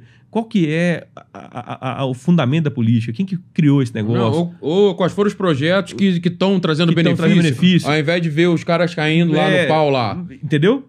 Vamos ver isso aí, né? Então, o que eu tô reparando agora? Eu passei por um processo que eu fiquei 21 dias sem celular. É um processo espiritual. E eu já não bebo desde setembro do ano passado. Eu nunca passei por esse processo na minha vida. E aí eu comecei a ver, sem moralismo, sem moralidades, que tem substâncias que sujam o seu corpo. E quando você não dorme, você também está sujando o seu corpo de toxinas que seu próprio corpo gera. Que são... quando você não dorme, você vai ficando... vai tendo como se fossem detritos biológicos no seu cérebro. Quando você dorme, ele limpa. Ele limpa, ele descarta. Perfeito. Então, pensa no atleta. 4 anos para correr 9 segundos no 100 metros ali, o Usain Bolt. 4 anos para 9 segundos. Vamos repetir? 4 anos para 9 segundos. Quem que tá fazendo isso, cara? Então, eu não sei. Agora, o Caio Carneiro, por exemplo, é um cara que é meio atleta. Eu não sei se esses caras bebem. Entendeu? Então, muita gente que a gente tá vendo em alta performance não suja o próprio corpo de bobeira. Por quê? Porque chegou no momento da vida que a pessoa percebeu, sem moralidades, né, que tá com o funcionamento alto... 100% do cérebro, poder utilizar 100% da sua capacidade intelectual. E aí eu quero te levar num lugar de magnetismo muito doido, que eu não tenho como afirmar isso cientificamente, mas assim, quando você tá com o corpo todo inchado de lactose, glúten, açúcar, álcool, você fica...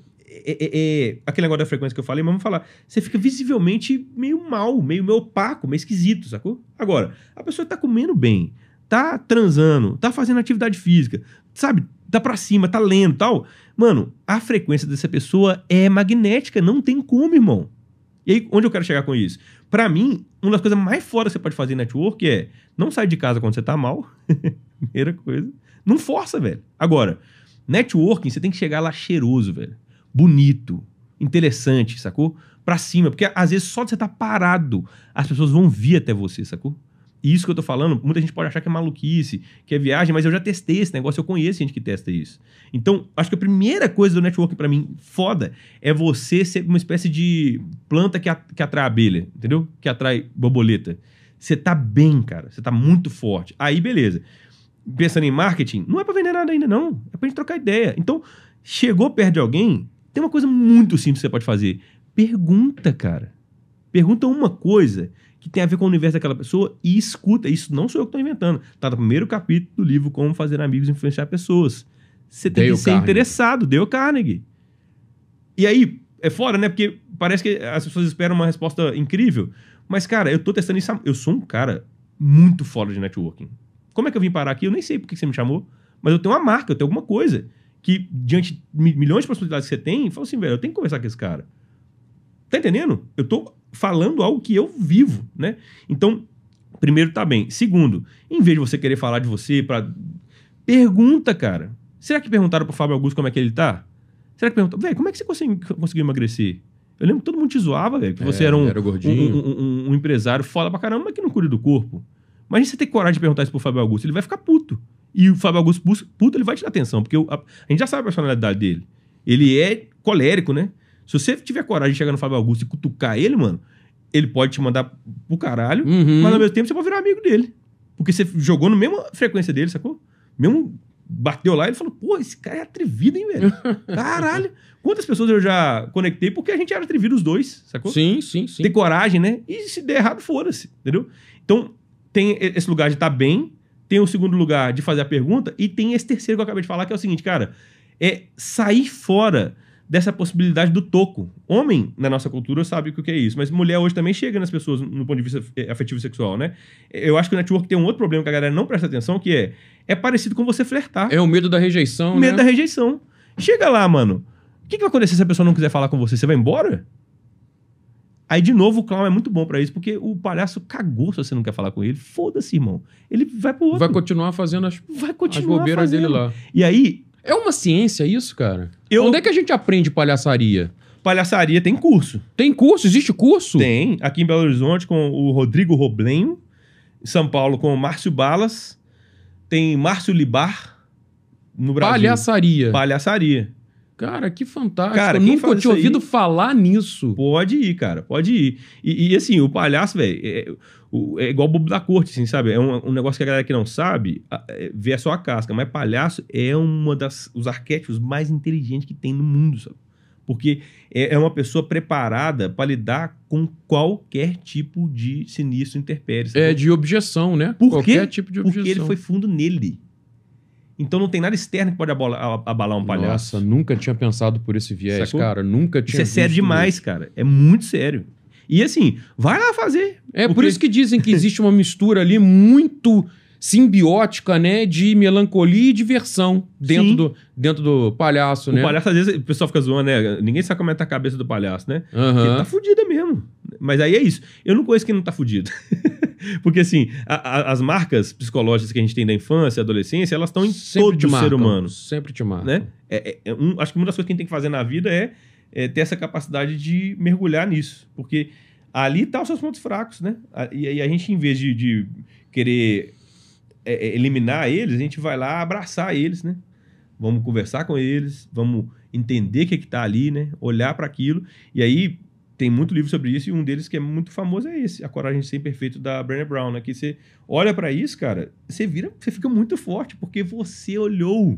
E dói. Dói pra caralho. Mas o que você prefere? Que ao longo da sua vida, você tá vivendo a sua vida lá, sobe num palco, pega um ônibus, pega um avião, o gatilho vem, você não sabe o que fazer com ele. Ou você, saber de antemão, você buscou o gatilho. Sim, sim. Buscou contato. No futebol lá. Buscou contato, veio, caiu. Busca o contato, cara. Não espera ele vir, entendeu? Porque conhecendo seus gatilhos, você consegue lidar com quando eles chegarem, sacou? Eu, às vezes, fico nervoso pra caramba porque eu tô com fome. Tipo assim, caralho, irmão. Você já conhece o gatilho. Eu com sono não é legal. Eu começo a ficar irritado pra caramba, igual criança. Por quê? Porque a gente é biológico. A gente fica igual criança mesmo. Aí você acha que você deu uma bola fora na palestra, era só porque você não comeu direito, velho. Tem um dado que, na corte estadunidense lá, que eles entenderam que os juízes começavam a condenar mais as pessoas, pesar mais na condenação, quanto mais longe estavam da última refeição deles. É o que eu ia falar. O negócio lá dos Estados Unidos, eles tendem a negar mais visto perto da hora do almoço. É a mesma coisa. O cara tá irritado já, cara. Tá irritado, quer almoçar e o cara tá ali te enchendo o saco. Não. Sai. Exatamente. Olha que maluquice, cara. Que doideira, né? Por isso que não dá pra eu te dar um curso de comunicação sem falar dos mecanismos de atenção. Entendi. Por isso que eu falo que pra resolver problemas sistêmicos, não adianta ação pontual. Toda pergunta que me fazem, eu demoro pra responder, velho. Porque não dá pra... é isso. Não é, mano. Tem que analisar 3, 4 camadas da coisa, sacou? Entendi. E aí, em vez de eu ficar fugindo da complexidade, hoje eu abraço ela. É do carvão ao diamante. Vamos falar de comunicação? Vamos. Pra quem? Entendi. Qual contexto? Que empresa? O que aconteceu? Entendi. Aí, não tem tempo, então não começa. Entendi. Porque você vai arranhar a casca, sabe? Não vai ser efetivo. Não vai profundamente. É isso. Entendi. Sabe? Isso faz menção ao seu livro lá do Algoritmo da Distração, porque é o seguinte, quando eu li isso, eu falei, cara, é muito a minha cara, porque em alguns ambientes você tende, principalmente ambientes que você tem muita gente, é muito difícil você prender a atenção de todo mundo, né? É muito difícil. Então o pessoal tá falando, cada um tá contando um caso, etc., E tem o ambiente, ele é propício a não focar em ninguém, né? Ou focar no mais interessante, exatamente. Ou focar no mais interessante. Quando você fala do algoritmo da distração, ele trata disso, de pessoas poderem ser interessantes ao ponto delas virarem o ponto focal ao ponto das outras pessoas ouvirem ela? É isso? Tem a ver com isso. Lá tem 95 territórios comunicacionais, né? Então, tem desde você saber dar um feedback para alguém, como dar uma palestra, como responder um e-mail do seu chefe, ou como mandar um e-mail para a pessoa, como escrever a bio do seu Instagram, porque tudo isso são produtos da comunicação, né? São territórios onde você vai ter que ter alguma comunicação. Mas o que está antes disso? Tá, primeiro, as 3 identidades, quem é você, quem é seu cliente, ou o que você representa que é o seu negócio, né? E não é só cliente, né? Se você é de uma ONG, por exemplo, não é bem cliente, né? Mas tem você que está comunicando, tem a pessoa que vai receber essa comunicação, que no caso de uma ONG pode ser um usuário da ONG, pode ser alguém que apoia a ONG, né? Então muda o ICP, né? Ideal Customer Profile, né? Muda ali. Então a identidade, para quem a gente fala, ela pode ser diversa, né? E a gente tem que olhar para isso, né? E tem a identidade do que a gente representa. É uma ONG? É a FCJ? Você tem uma empresa? Eu tenho uma empresa. Qual que é o nome? É Totec. Totec. A Totec é uma pessoa do ponto de vista comunicacional. Ela tem os detalhes dela. Sim, né? sim. E a gente tem que falar disso. Então, aí eu tenho isso, beleza?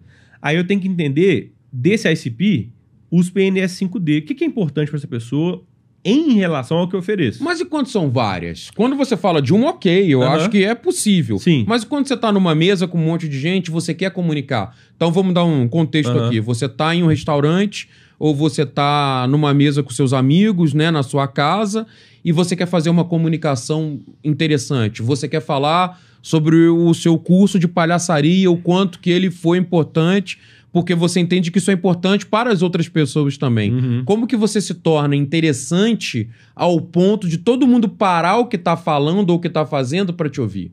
O problema disso aí para mim é o todo mundo. O que eu aprendi dando aula?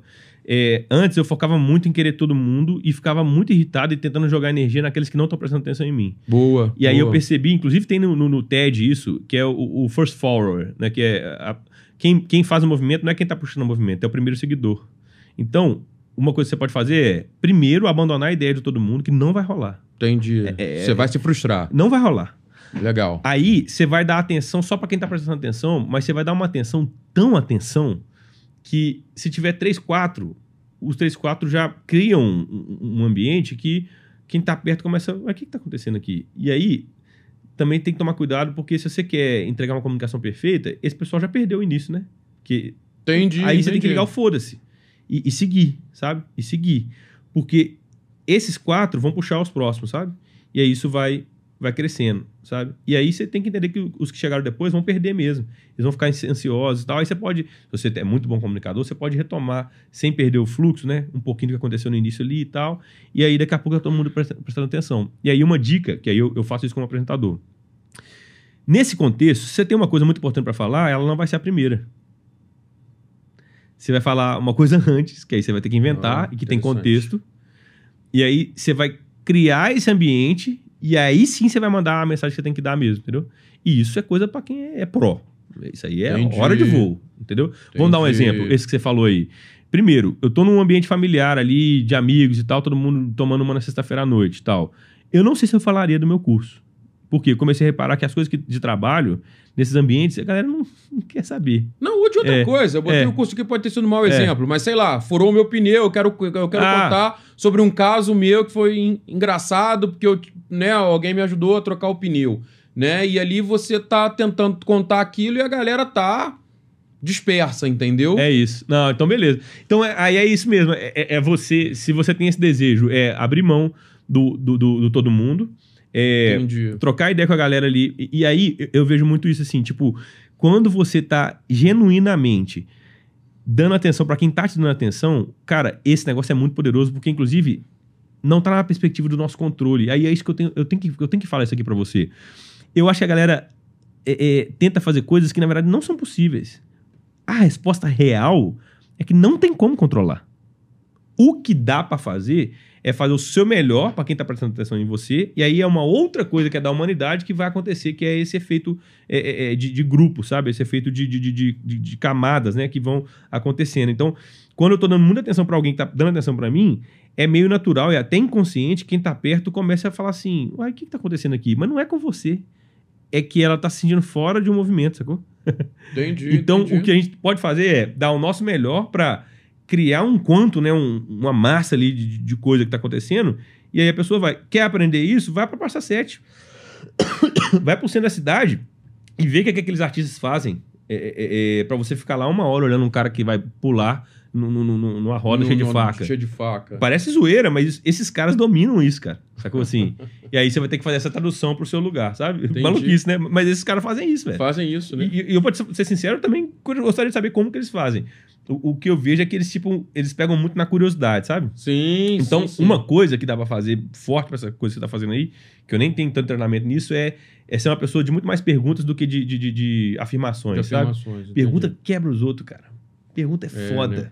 E você fala, gente, por exemplo, você tem esse negócio aí, furou um pneu e tal, assim, cara, porra, o que você faria se desse um sinistro com você na BR desse jeito assim, e você com um menino no carro?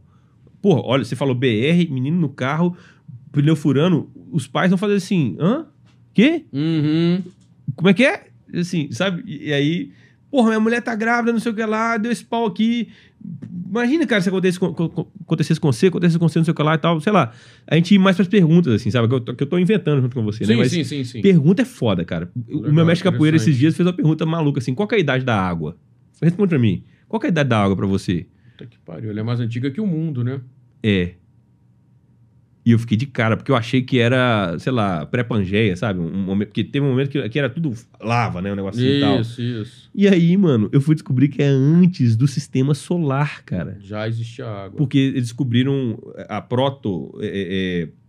molécula de água que tem um hidrogênio que é um pouco mais pesado, tem mais nêutrons, nos arcos de um planeta que tá fora do sistema solar e que é anterior, sabe? E aí eu falei, mano, por que ele tá perguntando isso, cara? Como que você adquire sabedoria? É só estudando? A tese do meu mestre de capoeira é que tem muita coisa que tá dentro da gente, que a gente ativa pelo movimento. Então, várias sabedorias suas, de consciência sobre as coisas, vão acontecer pelo movimento. Aí você pode pegar a China, Japão, o próprio Brasil, África, que ele tava tentando mostrar isso, sabe? E que, 70% do seu corpo é água. É água. E tem mais um tanto do seu corpo aí que nem é seu, porque tem um tanto de bactéria aqui dentro nosso que é o DNA, né? Nosso. Então, nosso corpo tem pouco da gente. E são coisas super antigas que estão se renovando no ecossistema, sabe? Então, nessa perspectiva muito viajada de filósofo, assim, né? A gente porta uma matéria que tem informação demais aqui dentro. Uhum. Aí, se você não tá sujo com álcool, lactose, açúcar, você começa a acessar umas coisas, cara, que não dá nem pra conversar muito, porque a ciência vai travar a gente um pouco nesse lugar cartesiano. Departamentalizado. Mas, ciência, de binário ali. Eu sei que eu tenho um magnetismo muito grande, sabe? E eu acho que vem desses lugares. Da curiosidade, principalmente, e de já ter me estudado tanto, que eu já tô mais tranquilo, assim, de não querer agradar também todo mundo. Entendi. E aí é louco, porque isso é muito contra-intuitivo, igual boxe, né? Se você quer não tomar uma porrada no boxe, você tem que ficar perto do cara. Porque se você dá distância pra ele ganha potência e dá um murrão. Fugir no boxe é você ir pra dentro do cara e ficar lá vacalhando lá pro juiz separar, já viu isso? Já vi. Mesma coisa aqui, muito contra-intuitivo. Tipo, às vezes chamar atenção é não querer chamar atenção. Tá todo mundo de terno, você vai de camisa de boa. Por que o Elon Musk tava na Casa Branca de boné e sem blazer? Já viu matéria sobre isso? Já vi. Isso é maluquice, cara. Tem um negócio aí diferente acontecendo. A maioria dos empresários hoje que gostam dos Estados Unidos e tudo mais, tá tudo tirando terno. Porque agora perdeu o símbolo. Porra, olha que contributivo isso, né? Que loucura, né? Então, a gente também tem que ter essas leituras de campo, assim, sabe? Sacar isso, assim, né? Que tem coisa mais acontecendo. E só dá conta de fazer isso quem tá prestando atenção. Não vai dar pra... Por isso que meu livro, acho que ele vai viralizar mesmo, cara, quando for lançado. Porque... Qual o livro? Algoritmos da Distração, que é o terceiro. Eu pensei que esse fosse o primeiro. O primeiro não. Qual é? Simbiose da multitarefa. A falta de foco pode ser o seu maior ativo. E esse aí é o segundo? Esse é o segundo, do Carvão Diamante. E aí vem o outro agora. O Algoritmo da Distração. E ele sai quando? Eu tô fechando contato com a editora, fim desse ano, início do ano que vem. Legal. Que é o primeiro assim, que eu vou conseguir com uma editora grande, né? E aí, o jogo nas editoras grandes é bem diferente. Nem eu sabia, assim, sabe? Que tem muita gente na fila, tem um processo comercial bizarro, assim, Entendi. tem distribuição demais, uma outra rolê, assim, que é novo pra mim, sabe? Entendi. E aí, os tempos das coisas são muito diferentes. Um livro desses que você vê aí foi terminado há 2 anos, às vezes, sabe? Entendi. Porque passa por um tanto Passa de coisa lá. um ciclo gigante. É. Entendi. Muito louco isso. Deixa eu te fazer uma outra pergunta, do ponto de vista de comunicação. Todas as empresas pelas quais eu passei na minha vida como empregado, todas elas, sem exceção, né? Inclusive isso era difundido dentro da gestão, elas tinham um problema de comunicação. Tem. Não, mas cara, era uma falação, a gente não sabe comunicar é horrível, não sei o quê. E o que eu percebi, né, enquanto empregado, é que sim, existia um problema de comunicação, mas ninguém nunca avaliou a causa. Todo mundo sempre ficou reclamando do efeito, né? Ninguém se conversa, os departamentos não se conversam. E quando eu fui perceber isso, quando eu fui analisar isso, a causa é uma só, vaidade. O cara não quer comunicar. Passou para um, passou para o outro. Não, para esse aqui eu não vou porque ele é um filho da puta, eu não culto ele, não vou com os cornos dele, não vou comunicar isso para ele. E aí o cara do suprimentos não fica sabendo, ou o cara do comercial não fica sabendo, simplesmente porque você não quis comunicar, né?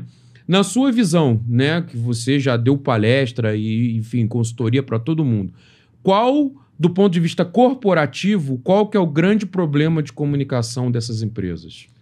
Não é comunicação, é cultura. É cultura, né? A resposta é essa. Porque...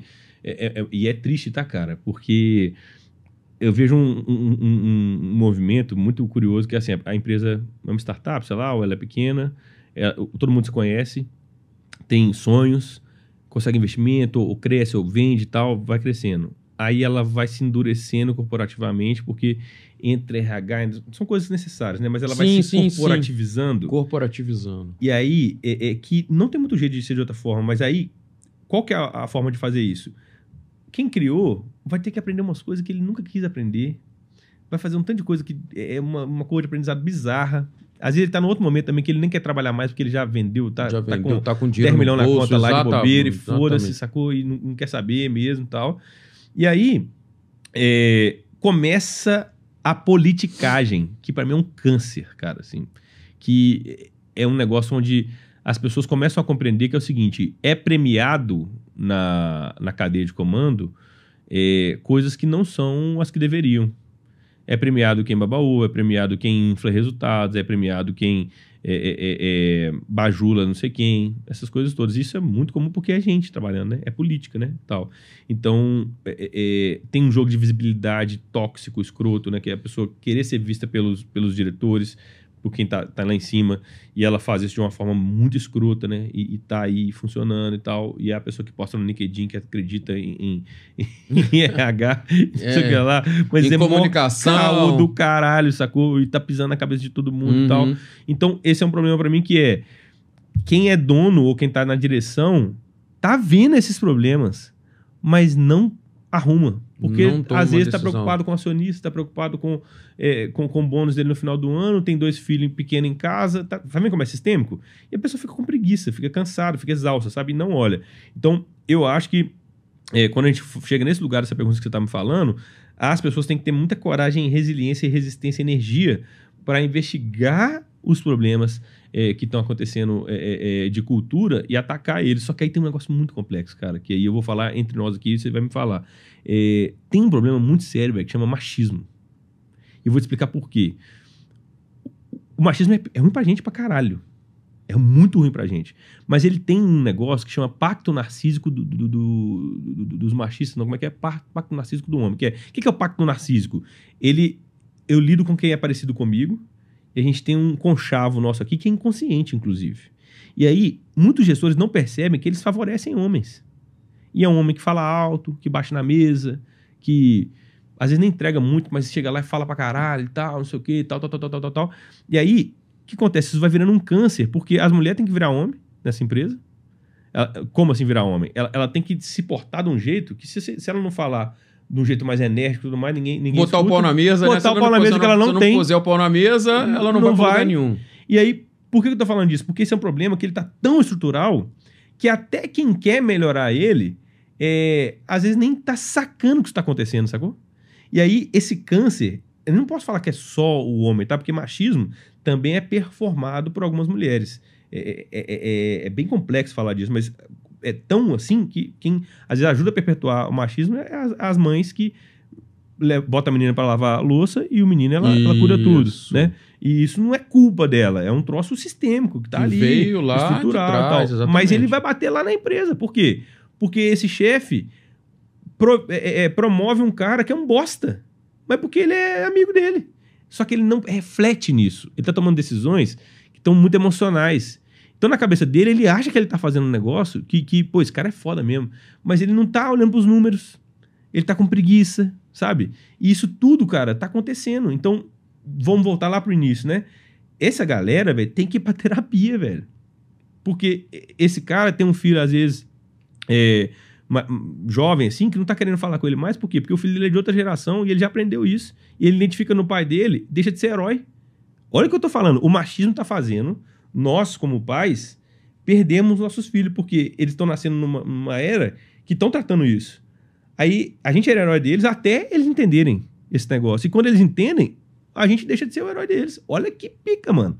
Você cria um menino, faz tudo para ele, para daqui a pouco ele te falar que você tá errado. E você tá errado. É essa que é a treta. Porque você não olhou. Você foi privilegiado até hoje por uma série de coisas que foi ficando confortável. Só que aí a vida vai cobrar, cara. E esses problemas sistêmicos, cara, eles estão todos ali ao mesmo tempo compondo a cultura da empresa. Então, aí, olha que confusão isso. Como é que vai resolver isso aí? Mano, tem que ter muita energia. Porque não é fácil. Às vezes o cara quer, ele tenta. Vem a consultoria, na hora que vem os problemas para resolver, ele... Puta, mano, essa pica aí eu não vou entrar, não. E eu vou te falar, eu acho até que é compreensível o raciocínio da pessoa, sabe? Porque cansa, mano. Às vezes você vai bancar um negócio que você vai ser mandado embora. Porque o pica lá não quer resolver isso também, sacou? Olha aqui como é que é complexo, né? Então, eu não sei se tem como resolver. Uma coisa que eu sempre falo pra galera é... A empresa toda não vai dar, mas o seu setor você consegue mexer. Uhum. Isso você consegue. Porque ali você é um gestor, que você tem 15 ali debaixo de você troca uma ideia com eles, naquele núcleo, como se fosse trabalhar União, Estado e município, sabe? O seu município, você consegue segurar a onda ali. Pô, tem municípios no Brasil que são muito melhor que a Europa. Muito. Mas eles estão isolados, né? Uhum. Cidades inteligentes. Já foi algum evento de cidades inteligentes? Já fui. Porra, tem lugar foda no Brasil. Tem lugar. Mas para isso virar uma coisa maior, é mais complexo, né? Então, a resposta para mim numa empresa grande é: encare o seu município, mexa nele, vai você pra terapia, cuide da sua energia, dessas paradas, fica de boa. E, cara, se ficar muito ruim, procura outra posição e se for melhorando, vai melhorando, né? E se for o caso, abra a sua Totec, né? É o que eu ia falar, o que eu ia falar. Eu faço essa pergunta porque a gente tem um público também que são de empresas grandes, né? Público de pessoas que são de empresas grandes, né? E aí eu queria trazer isso. Mas, assim, eu não quero mais lidar com isso. Deus me livre. Não quero, eu tô lá com a Totec tá bem, a gente tem um clima sensacional, mulheres ganhando igual homens, até mais, né? Então, assim, pra mim... Aí, ó, é dado, né? Pra mim isso nunca foi um problema, ao contrário, né? Eu sempre tentei trazer o máximo, e não é só de mulheres, não, eu sempre tentei trazer o máximo de diversidade possível, sempre, né? Tem um Nobel aí que eu não vou saber quem é, que o cara falou que quanto mais diversa for a sua rede de relacionamentos, né? E aí ele fala de todas as redes, mais propenso ao sucesso você vai ser. Tá? Total, cara. Total. E aí, pra mim, é tudo. O gordinho, o magrinho, o pretinho, o branquinho, o japonês, o chinês, o gay, o hétero, tudo tá ali. É excelente. O periférico, o alfaville, né? O da cobertura, todo mundo. Porque cada um deles tem uma visão de mundo diferente. Isso só contribui para que o grupo evolua. Né? Então eu nunca tive isso.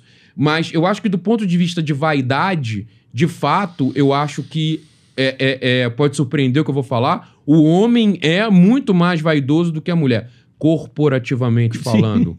Corporativamente. Total. Faz sentido. Então, assim, quando eu vou... Não, problema de comunicação. Eu falei, velho, por quê? Ninguém sabe, não. Acontece, eu não sei por quê. Eu falei, então, avalia. Vai lá, mergulha aí. Por que acontece? Por que o suprimentos não está sabendo que teve uma compra ou que vão fazer uma compra de X mil computadores? Porra, porque o diretor de TI não quis comunicar com o cara de suprimentos. Eu falei, gente, tá aí. A causa tá na cara. Entendeu? Ah, por quê? Aí vai ver eles não se gostam, vai ver os caras não se falam. Falo, gente, é vaidade. Então eu digo o seguinte, para você que é de uma grande corporação e você tem problema de comunicação, e todas têm, avalie a causa, que 100% vai ser vaidade. Não querem se comunicar. Não querem. Tirando isso, qual é o outro empecilho, né? Qual é o outro objeto de problema na comunicação interpessoal que você enxerga? No contexto empresarial ou geral? Geral.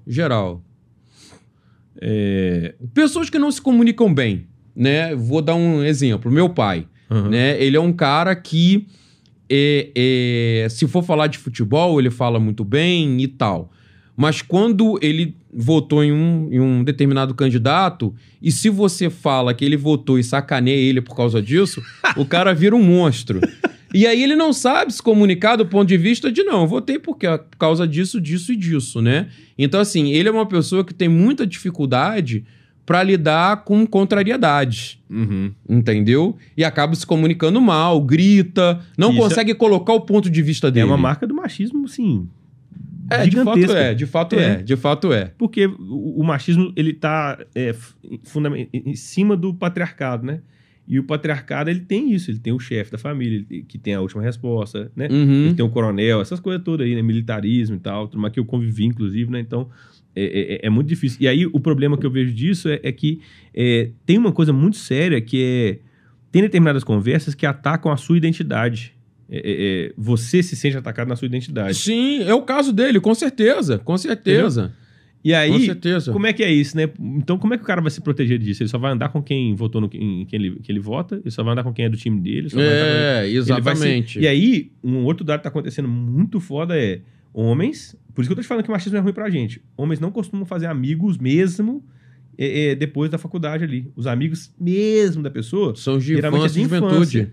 Tem razão. E aí, por circunstâncias diversas, só vai diminuindo o contato, né? Porque um muda pra lá, morre, de coisa. Sim. Qual que é o resultado? Os nossos irmãos tá tudo sozinho. Estão todos solitários. Sim. Aí adoece. São todos solitários.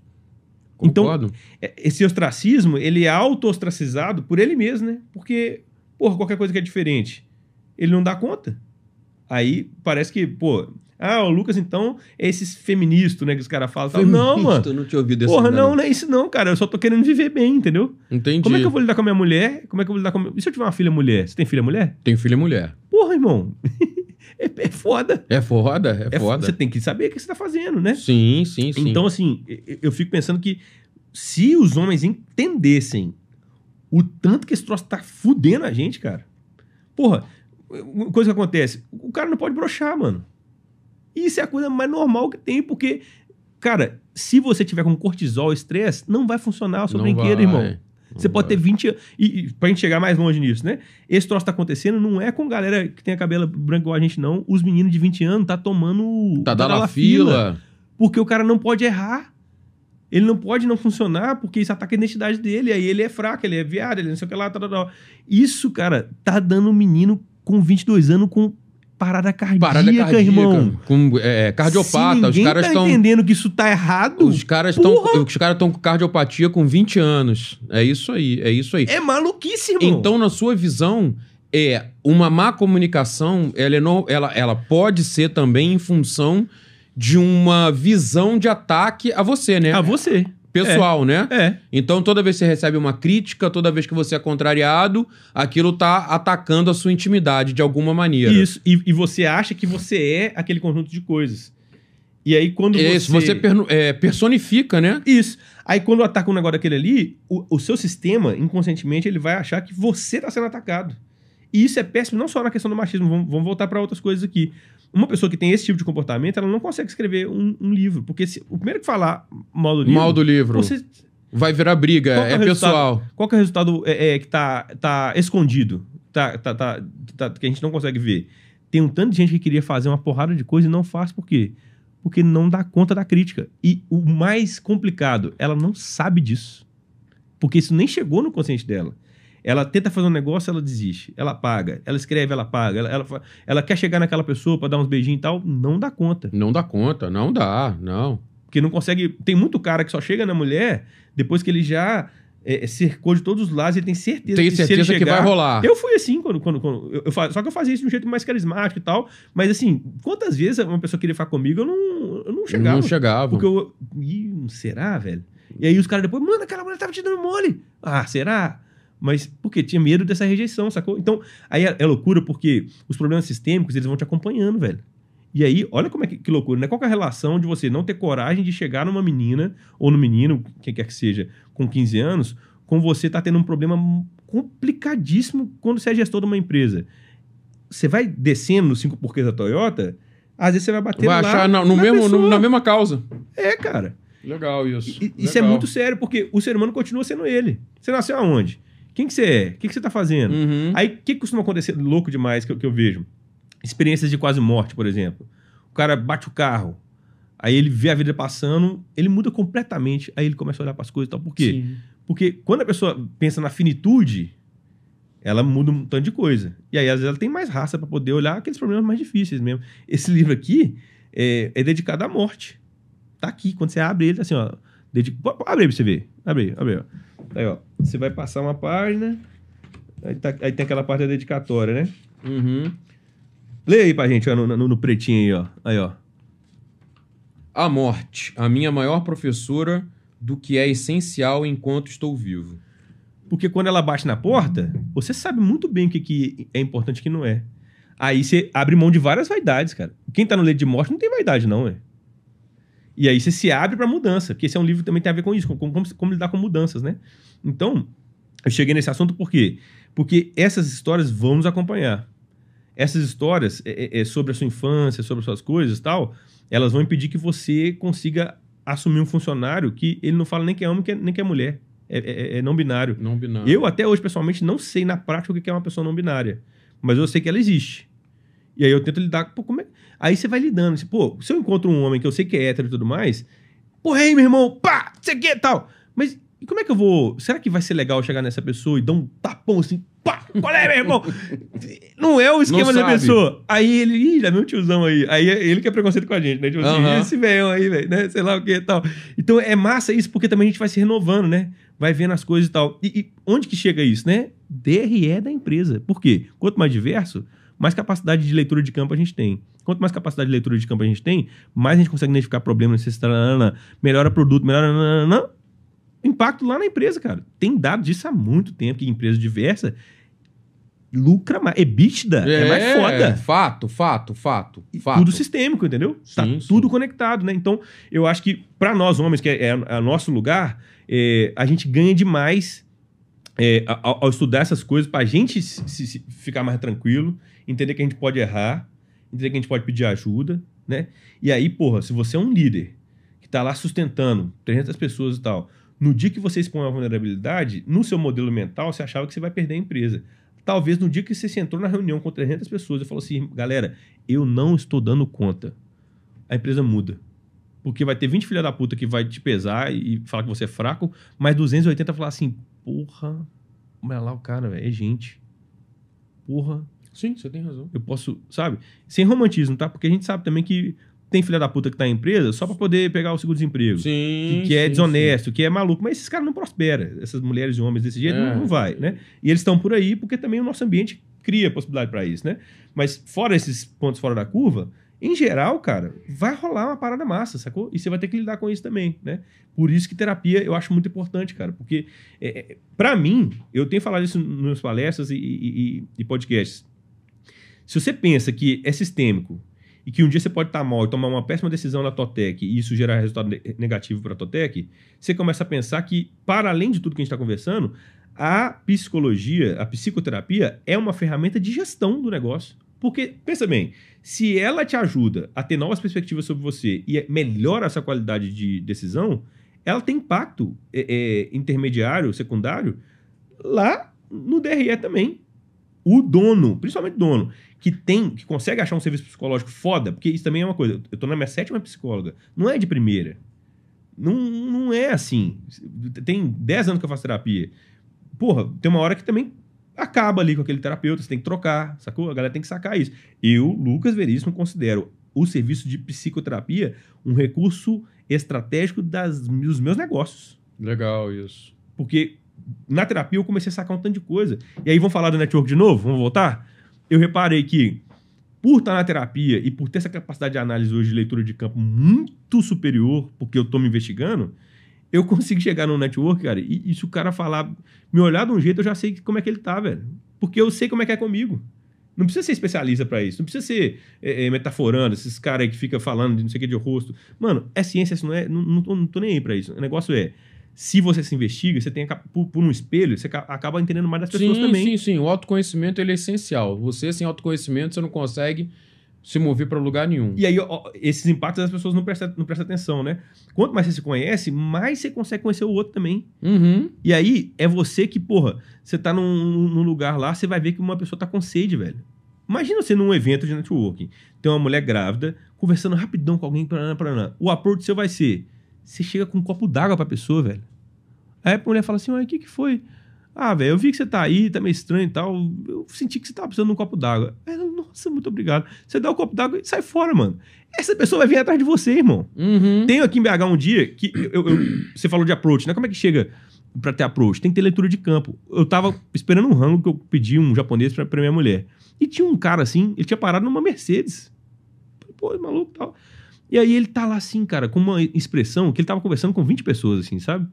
E aí eu olhei aquele negócio e ele tá lá viajando assim. E ele também tava esperando o rango, a mulher dele também. Era uma sexta-feira, 5 horas da tarde. Os dois estavam pegando o rango pra levar pra casa pra poder ter o sextou com a esposa, sabe?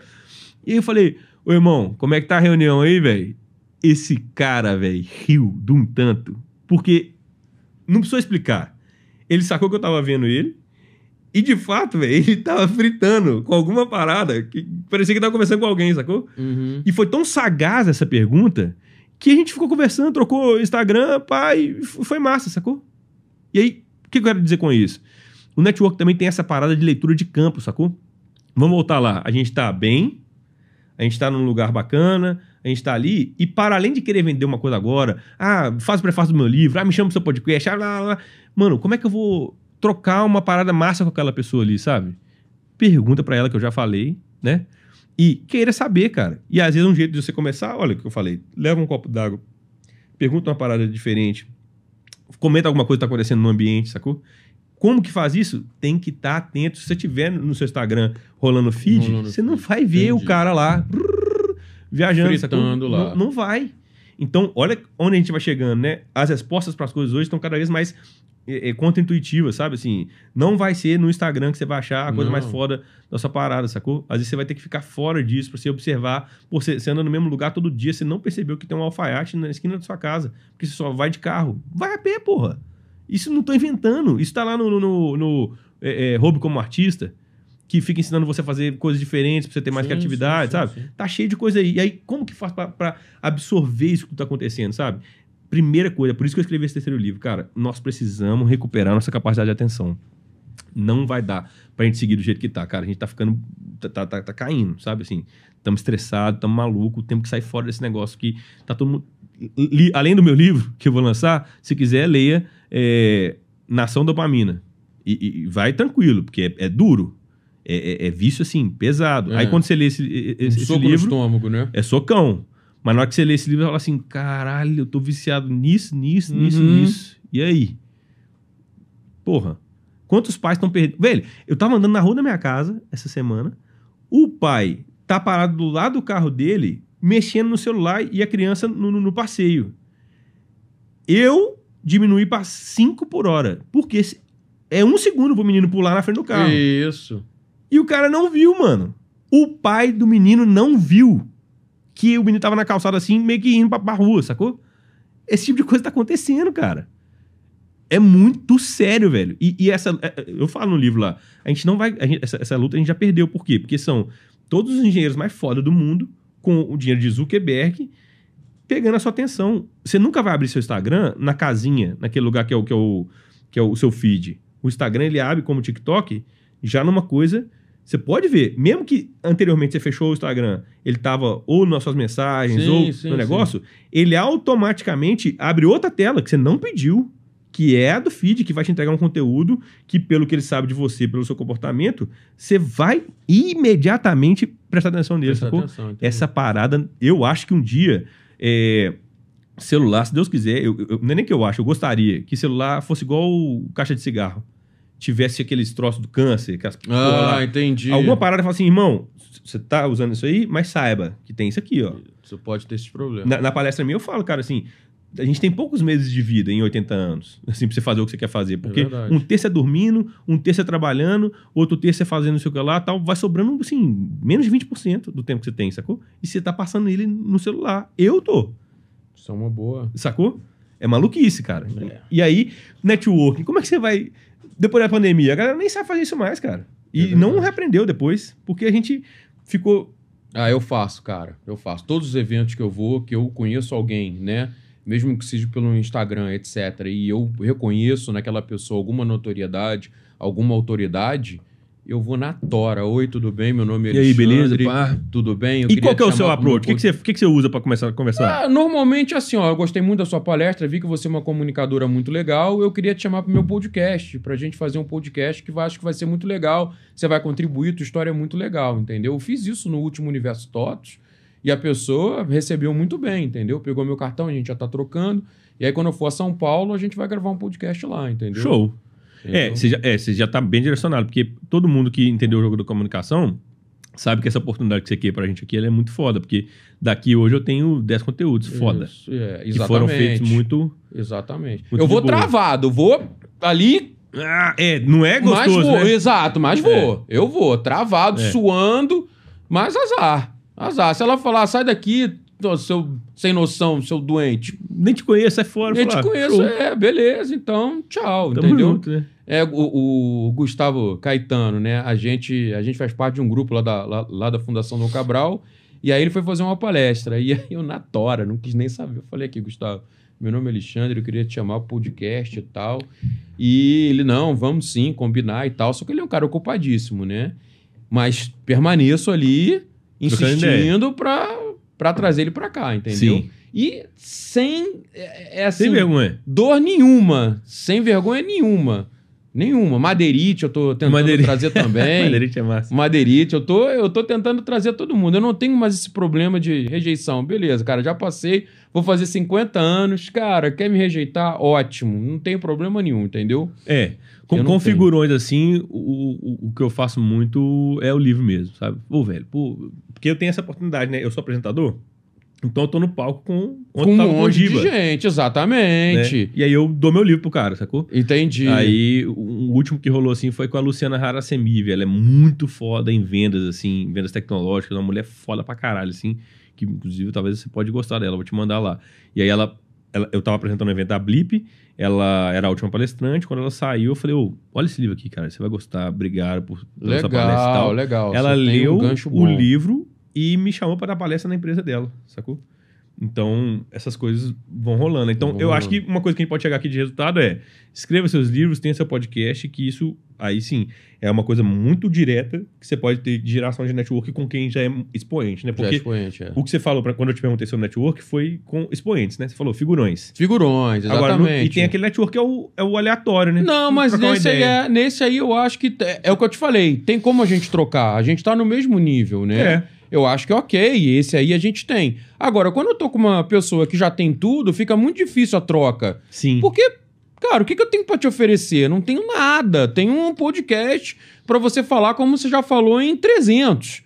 E é o que eu tenho, entendeu? Agora, se você tiver um interesse genuíno em ir lá, eu tenho interesse genuíno em te receber. E é só. Você não vai ganhar um centavo, né? Você não vai ganhar nada. Agora, se você quiser ir lá, vai ser uma honra. Eu entrevistei o Lázaro do Carmo Júnior e foi desse jeito, na tora. Consegui, LinkedIn, mandei uma mensagem, ele respondeu, me chama no WhatsApp. Pronto, dali eu falei, quero nem saber. Aí consegui, eu falei, Lázaro, podcast é sobre inovação, sobre mudança de carreira, sobre empreendedorismo. Rola? Ele falou, rola demais, cara. Se você vier aqui em Alphaville, meu amigo, eu não quis nem saber. Eu peguei o avião, fui para Alphaville e gravei o podcast com ele. E como que você fez lá? Você foi a um estúdio lá perto? Foi um estúdio lá perto. Aí Google Maps... Onde tem estúdio, pá. E malandro, muito bom. Aí fui você lá não tá pegado no seu estúdio específico, demais, né? De jeito nenhum, Legal. de jeito nenhum, entendeu? Legal. Então eu faço esse approach, mas assim, quando eu pego esse networking desses figurões, é assim, é muito mais pela bondade, pela generosidade deles do que pela troca. Foda. Não tem outra moeda de troca. A moeda de troca é assim, eu vou te dar meu espaço para que você conte a história da sua vida. Porque eu gosto de ouvir a história da vida dessas pessoas. Sim. Né? Não é ali. E se você quiser fazer seu jabá, pode fazer. O Madeirite eu falei, Madeirite, porque eu tenho patrocínio. Eu falei, Madeirite, você pode ficar meia hora falando. Vai com camisa, boné, pode falar sobre o que você quiser. Mas eu quero você lá. Se você quiser que eu reserve meia hora pra você ficar igual o locutor de rádio falando sobre teus patrocinadores, você pode fazer. Entendeu? Foda. Eu não tenho problema nenhum. Entendeu? Então, eu sempre tento fazer a minha comunicação de maneira com que eu consiga oferecer para alguma pessoa para que ela consiga, de alguma maneira, retribuir. Mas é complicado. Com os figurões é bem mais difícil. Sim. Cara, a gente já tá... Nossa senhora, a gente até passou. Mas isso é bom. Isso aí mostra muito bem. Inclusive, eu tenho terapia agora. Deixa eu mandar uma mensagem para a psicóloga. Fica à vontade. Ai, que maluquice. Mas é isso, cara. A gente vai fechando então, né? Vai fechando. Se você quiser dar um recado, quiser fazer o seu jabá, fica à vontade, por favor. Tá? Pra gente finalizar. Alexandre, te agradecer por essa possibilidade de estar aqui. Eu acho muito massa ter essa oportunidade da gente ter essa conversa profunda, né? Que a gente não precisa de correr, né? Eu acho que isso está faltando hoje. A gente precisa desses momentos, assim, e gerar isso para as pessoas é muito legal. Eu acho que eu aprendi com você que é uma coisa muito interessante, que é não me apegar ao meu estúdio, que acho que isso é uma coisa que às vezes a galera quer fazer o podcast e quer ter o seu estúdio, aquela coisa e tal, não precisa, né? E que tem uma coisa muito importante que é como que a gente cresce a nossa marca pessoal, né? E eu acho que quando você tá aqui falando com ou quem tá no seu nível ou esses figurões e tudo mais, você tá mandando uma mensagem muito interessante de marca pessoal, sabe? De um cara que é curioso, de um cara que é generoso também, né? Porque mesmo para esses figurões, o jogo da internet hoje, ele precisa de muito conteúdo, né? Então, todo o conteúdo é bom, mesmo para quem é grande. Você ter essa oportunidade de estar ali, né? Então, talvez você tenha mais entregado do que você tá pensando aí. Pode ser. Porque ter essa possibilidade, sabe? De ter uma consistência ali, de entregar, é muito legal, né? E o que eu queria dizer pra galera é o seguinte, tem muitos anos que eu tô trabalhando em comunicação, a gente chega em lugares que a gente vai vendo que por estar há tanto tempo trabalhando e tão profundo, você começa a enxergar as coisas que pouca gente está enxergando. Então, a gente ganha uma responsabilidade com isso, né? Então, o que eu tô enxergando já tem muita gente falando sobre a atenção, no sentido de a gente estar sequestrado, né? Mas eu ainda não encontrei alguém que vê isso e conecta com uma solução, sabe? E a minha solução eu vou te mostrar que você está sequestrado, eu vou te mostrar por quê, e eu vou te ajudar a estruturar sua comunicação em 95 territórios, sabe? Pode ser por palestra, pode ser por consultoria, mas por que eu faço isso? Eu quero vender? Claro que eu quero, mas é muito mais uma responsabilidade que qualquer outra coisa. Por quê? Eu cheguei num lugar de comunicação que eu estou tão bem com isso, que eu comecei a notar que a maioria das pessoas não está conseguindo comunicar. E elas não estão percebendo os porquês disso que a gente estava conversando, né? Então, assim, para além de querer fazer minha grana como apresentador e palestrante, eu preciso que as pessoas percebam que está acontecendo um movimento que nem todo mundo está com condição de entender, e eu consegui entender isso por sorte, por muito trabalho também, né? E que a gente precisa retomar nossa capacidade de atenção, e a gente precisa estruturar a nossa comunicação, porque as interações comunicacionais, elas estão na nossa vida cotidiana. Desde a hora que você acorda até a hora que você vai dormir, você está em interações comunicacionais o tempo todo. O meu objetivo é melhorar essas interações, sabe? Seja para falar do seu preço, da sua oferta, falar com a sua esposa. Legal. E o livro, ele fala desses 95 territórios, na vida pessoal também. Por quê? Porque a gente é um ser complexo, cara. Sim. Entendeu? E que não separa. Essa ideia de você separar o pessoal do profissional... Não existe, cara. É uma hipocrisia que não tem tamanho. É até uma ingenuidade, às vezes, Ingenuidade, né? Exatamente. Não tem como, cara. É impossível. Então, contem comigo, cara, assim, pra ajudar na comunicação aí e te ajudar a se posicionar melhor no mundo aí, porque a gente tá precisando de você, né? Legal. Né? Precisamos de você bem pra comunicar no exército do bem aí, vamos chamar assim, né? Fala do seu livro, cara. Esse livro aqui eu criei a priori pra quem trabalha por conta própria, então é quem tem pequenas empresas ou... o empreendedor lá, o empreendedor raiz, né? O empreendedor raiz, né? E aqui tem 7 habilidades de engenharia humana e 7 habilidades de negócio, que chama empresariamento, né? Legal. E aí esse método evoluiu. Hoje ele consegue abordar quem trabalha por conta própria, quem é CLT, quem é líder, o dono, ou então aqueles diretores, né, e tal, nessa mesma perspectiva, né? Mas o que tem aqui é um cuidado para você entender que não dá para resolver problemas sistêmicos com ações pontuais. Você vai ter que diminuir a marcha, olhar o sistema com calma, analisar o sistema e atacá-lo. Por quê? Dá mais trabalho, velho. Mas o resultado é infinitamente superior do que fazer um cursinho de página de vendas, sacou? É muito antes o negócio. Você precisa pegar o sistema todo que você está vendo ali, ter paciência, entender que esse problema que você quer resolver vai resolver em 2 anos, não em 2 meses. Mas quando você faz isso e você vai com calma, com consistência, cara, o que pode acontecer na sua vida é muito foda. Você pode ir assim, para um lugar que você não pode imaginar. Quando você parar de querer resolver coisa complexa com ação simples, sacou? Porque não vai dar. Entendi. Faz sentido o que eu tô falando? Faz total. É isso aqui, sabe? Ele é cheio de metáfora, cheio de coisa, muita coisa técnica, aqui tem muita ciência, embasadaço, num monte de coisa. Então, é uma leitura leve, tranquila, que vai te ajudar a nunca mais ser ingênuo de separar a vida pessoal da vida profissional, sabe? Entender você como gente, como empresário, e aí levar sua vida de um jeito mais legal aí, que tem mais efeito no longo prazo, que acho que é o que funciona, sacou? Não tem nada bom que eu fiz na minha vida que eu consegui em 1 ano. Fantástico. É 5, 10, sabe?